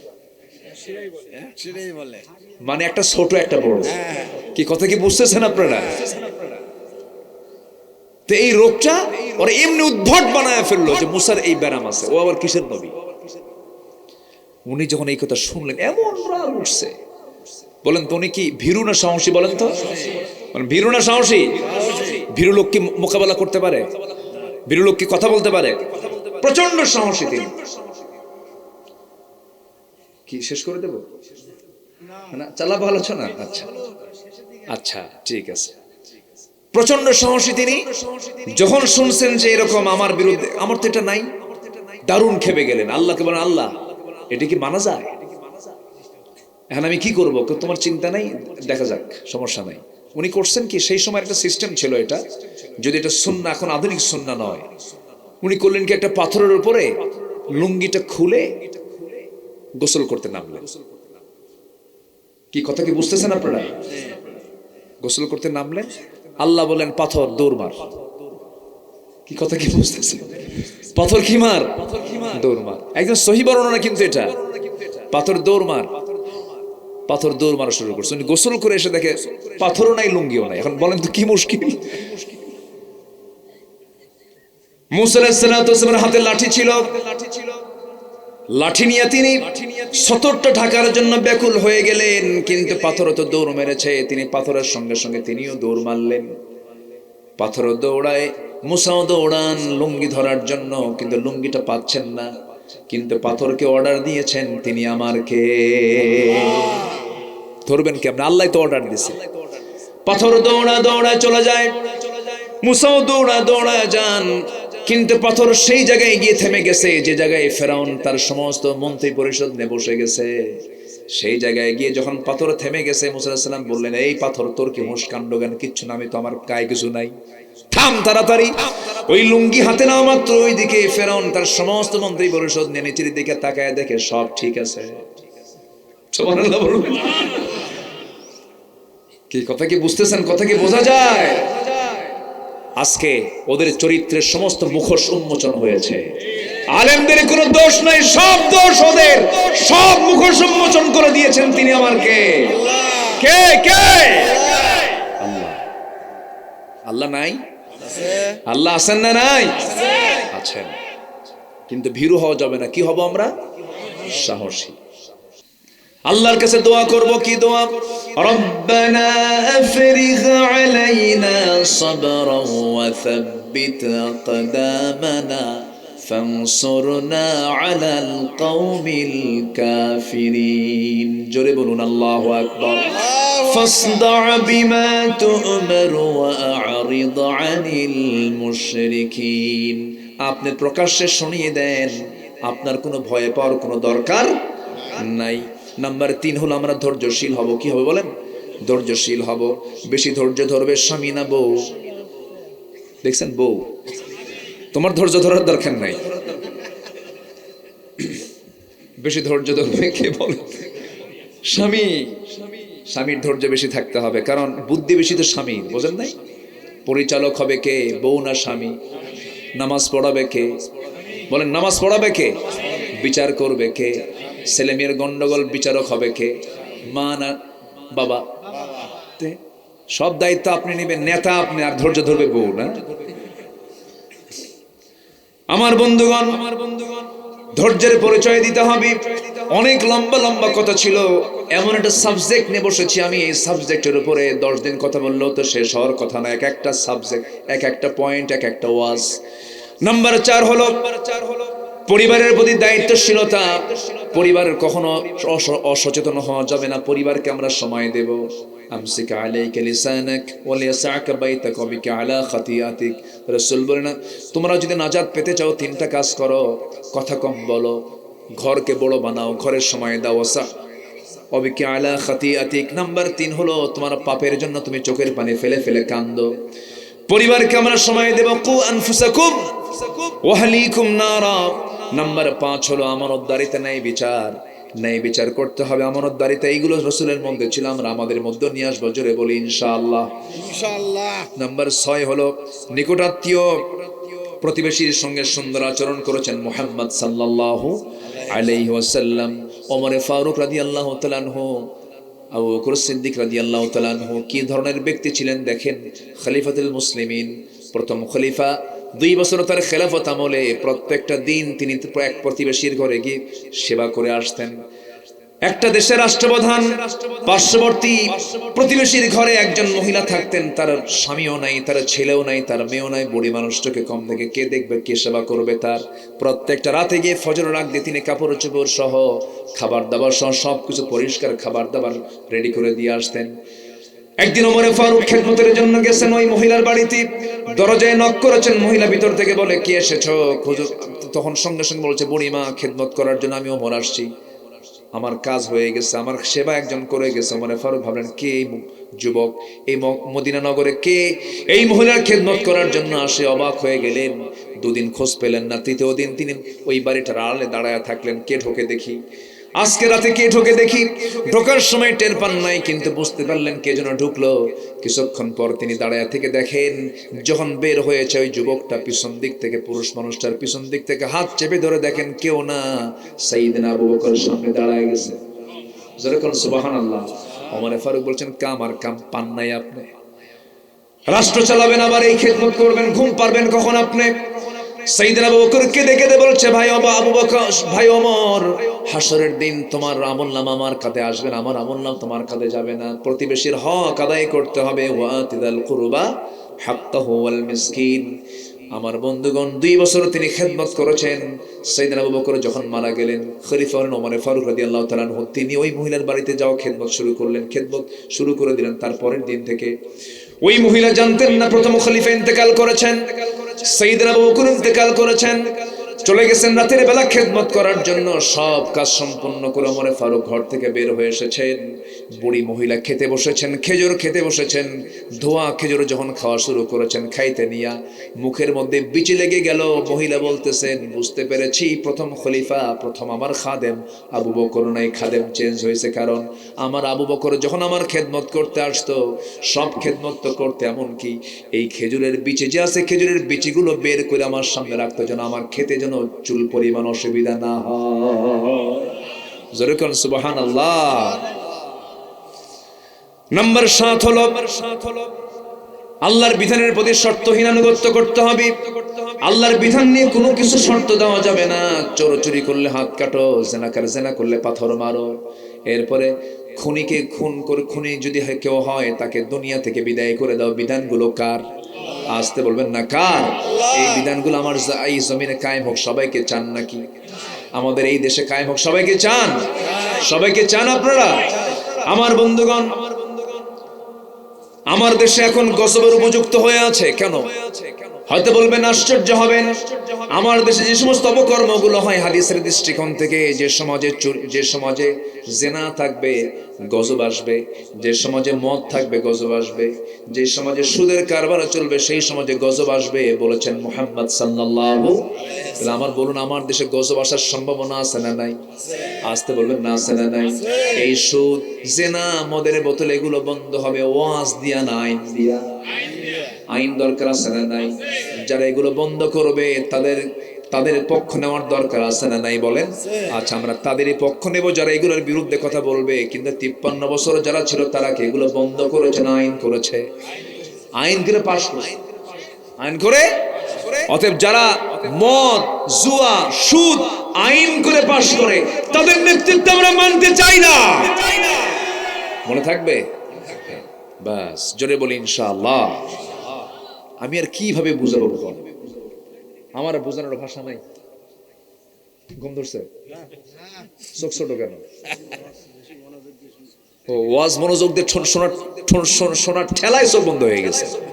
আচ্ছা ঠিক আছে, না ঠিক আছে, যারা আল্লাহ ওয়ালা হয় তাদের চোখ বন্ধই থাকে। নাম্বার 9 হচ্ছে ঈমানের পথে আমরা অবিচল থাকবো। জোরে বলি ইনশাআল্লাহ। ঈমানের পথে অবিচল থেকে আমার মরণ যেন হয়। জোরে বলি আমিন। আজকে তো কোনো গজল টজল গাওয়া হয়নি মনে হয়। ঈমানের পথে অবিচল থেকে আমার মরণ যেন হয়। জোরে বলি আমিন। দাও খোদা দাও আমায় আবার ওমর দারাজ দিল।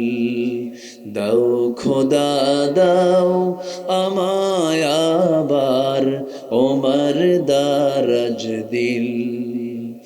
দাওয়ালির মতো বীর সেনানি, দাওয়ালির মতো বীর সেনানি জগতে নিখিল। দাও খোদা দাও আমায় আবার ওমর দারাজ দিল। জোরে বলি আমিন। ঈমান টিকে রাখতে হবে। ফাস্তাকিম কামা উমিরতা। নাম্বার 11 হলো আল্লাহর প্রতি তাওয়াক্কুল করা। কার প্রতি তাওয়াক্কুল করা? আল্লাহর উপর। ওয়া তাওয়াক্কাল আলাল্লাহ ওয়া কাফা বিল্লাহি ওয়াকিলা। আজকে আমার তেলাওয়াতের মধ্যে ছিল ওয়া তাওয়াক্কাল আলাল্লাহ ওয়া কাফা বিল্লাহি ওয়াকিলা। ওয়া মান ইয়াতাওয়াক্কাল আলাল্লাহ ফাহুয়া হাসবুহ। নাম্বার 12 হচ্ছে কাজে কর্মে পরামর্শ করব। একা না, পরামর্শ করব। বলেন, একা করব না পরামর্শ করব? যে কোনো কাজ করতে গেলে একা না পরামর্শ?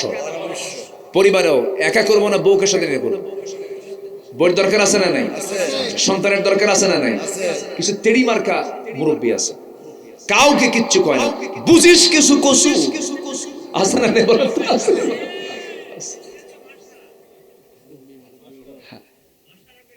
হ্যাঁ, মাশাআল্লাহ করতে হবে। মাশওয়ারা না, এই এলাকায় বলে না মাশওয়ারা, এটাও আরবি শব্দ, এটাও আরবি শব্দ। ওয়া আমরুহুম শুরা বাইনাহুম ওয়া শাওয়িরহুম ফিল আমরি ফাইদা আযামতা ফাতাওয়াক্কাল আলাল্লাহ ইন্নাল্লাহা ইউহিব্বুল মুতাওয়াক্কিলিন। নাম্বার 13 হচ্ছে বিনম্র হব আমরা। রাসূল কি উগ্র ছিলেন না নম্র ছিলেন? নম্র। খেপতেন না, রাখতেন না। কিন্তু রাগে গেলে আমার নবী রেগে যেতেন শুধু জিহাদের ময়দানে। আল্লাহু আকবার বলেন। আশিদ্দাউ আলাল কুফফার রুহামাউ বাইনাহুম।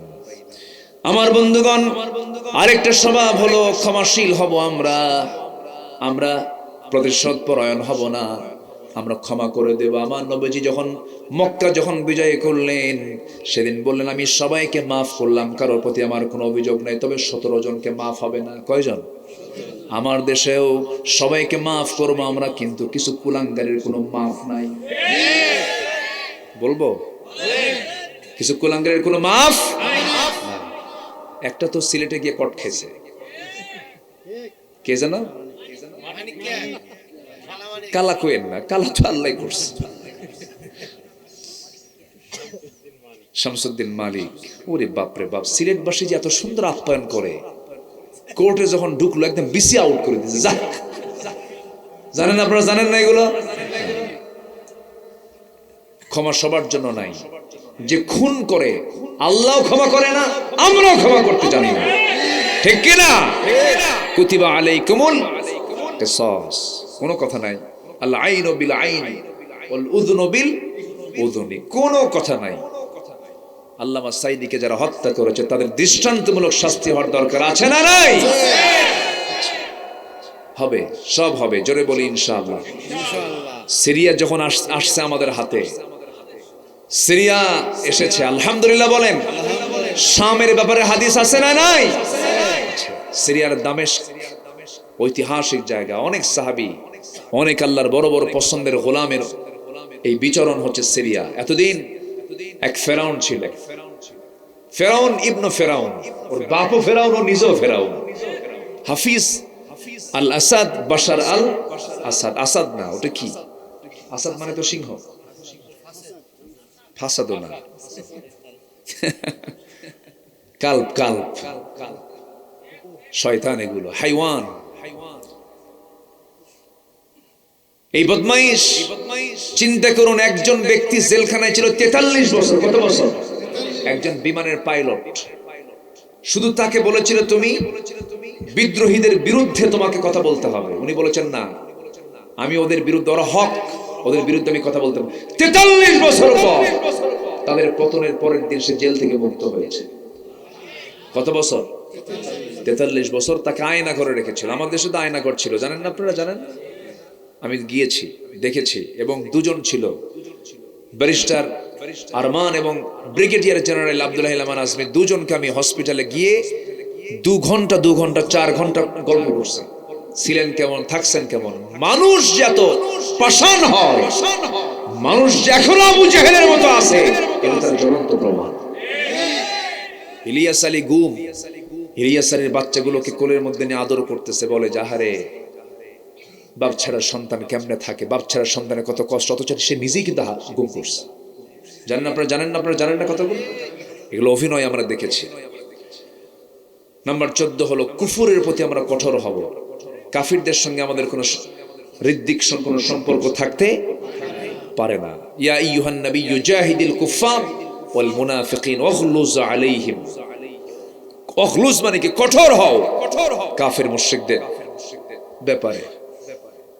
নাম্বার 15 হলো আমরা পরস্পর যখন থাকবো কঠোর হব না রহমদিল হব? বলেন তো, আমাদের মধ্যে পরস্পর সম্পর্ক হবে কি? বলেন বলেন, কঠোর না নরম? কঠোর না নরম? নরম হয়ে যাবে। রাসূল বলতেন মাঝে মাঝে আমার উম্মতের যদি কষ্ট না হতো প্রতিবেশীকে আমি সম্পত্তির ওয়ারিস বানায় দিতাম। সুবহানাল্লাহ বলবেন না? প্রতিবেশীকে সম্পত্তির ওয়ারিস বানায় দিতেন। রাস্তাকে আটকাবেন? আসতে কয় রাস্তা আটকাবেন? রাসূল কি বললেন? প্রতিবেশীকে সম্পত্তির ওয়ারিস বানায় দিতাম। মানে কি? প্রতিবেশীর দামটা কত? একটু গন্ডগোল লাগছে, একজনের বাড়ি একটু রাস্তার সাথে যারা বাড়ি তার আবার পিছনে আরেকজনের প্রতিবেশীদের বাড়ি, তো রাস্তার ধারে বাড়িওয়ালার সাথে একটু পিছনের বাড়িওয়ালার একটু টক্কর লাগছে। সন্ধ্যার আগ দিয়ে যে রাস্তা দিয়ে যায় ওখানে খোটা মারা আছে নাকি? খোটা মারা হুজুর আছে এখানে? খোটা মারা মুসলমান আছে না নাই? মারছে খোটা। বলে যে খোটা মারছো কেন? বেশি ফটর করো না, হাঁটো। এখন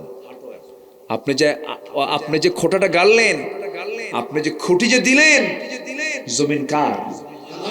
মনে আছে? মনে থাকে? ভাবতেছেন সিংড়া কি কয় ওটা, যেখানে দলিল হয় ওটা কি বলে? Registry office. Khulna registry office আপনার জমি না। ওই রেজিস্ট্রি করে আপনার এই দুনিয়ার জীবনের মালিক হয়েছেন আপনি, কিন্তু জমিটা আপনারও না, আপনার বাপেরও না। আরো জোরে কার?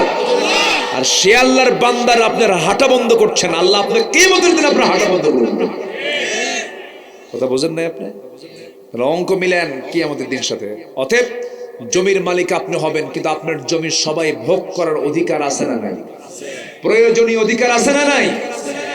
কিন্তু দখল করা যাবে না। আবার দখল করলে কিন্তু খবর আছে। আমার এক বন্ধু লন্ডনে থাকতো, 10 বছর পর দেশে আসছে। তার জমি হলো বসুন্ধরার পাশে, 4 কাঠা জায়গা। 4 কাঠা জায়গার উপর একজন বিল্ডিং বানাইছে, উনি জানেনই না।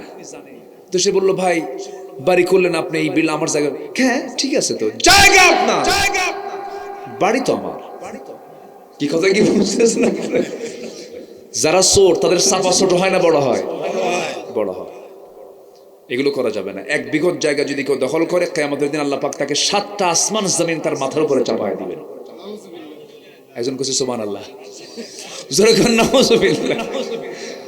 যাক, এখন আর ওয়াজ হবে না, যেহেতু সুবহানাল্লাহ কইছে আমরা শেষের দিকে যাই। এখন অনেক সুন্দর, আপনারা এত সুন্দর ধৈর্যশীল, আলহামদুলিল্লাহ বলেন। আমরা আর কথা বাড়াবো না, যতটুকু হয়েছে আমরা বলে ফেলি আলহামদুলিল্লাহ। আমি 15টা পয়েন্ট আমি কথা বলেছি। আমার মনে হয় এবছর আমি এত লম্বা কথা আমি খুব কমই বলেছি, যা আজকে আমি আলোচনা করলাম। এখন দোয়া করব তার আগ দিয়ে। হ্যাঁ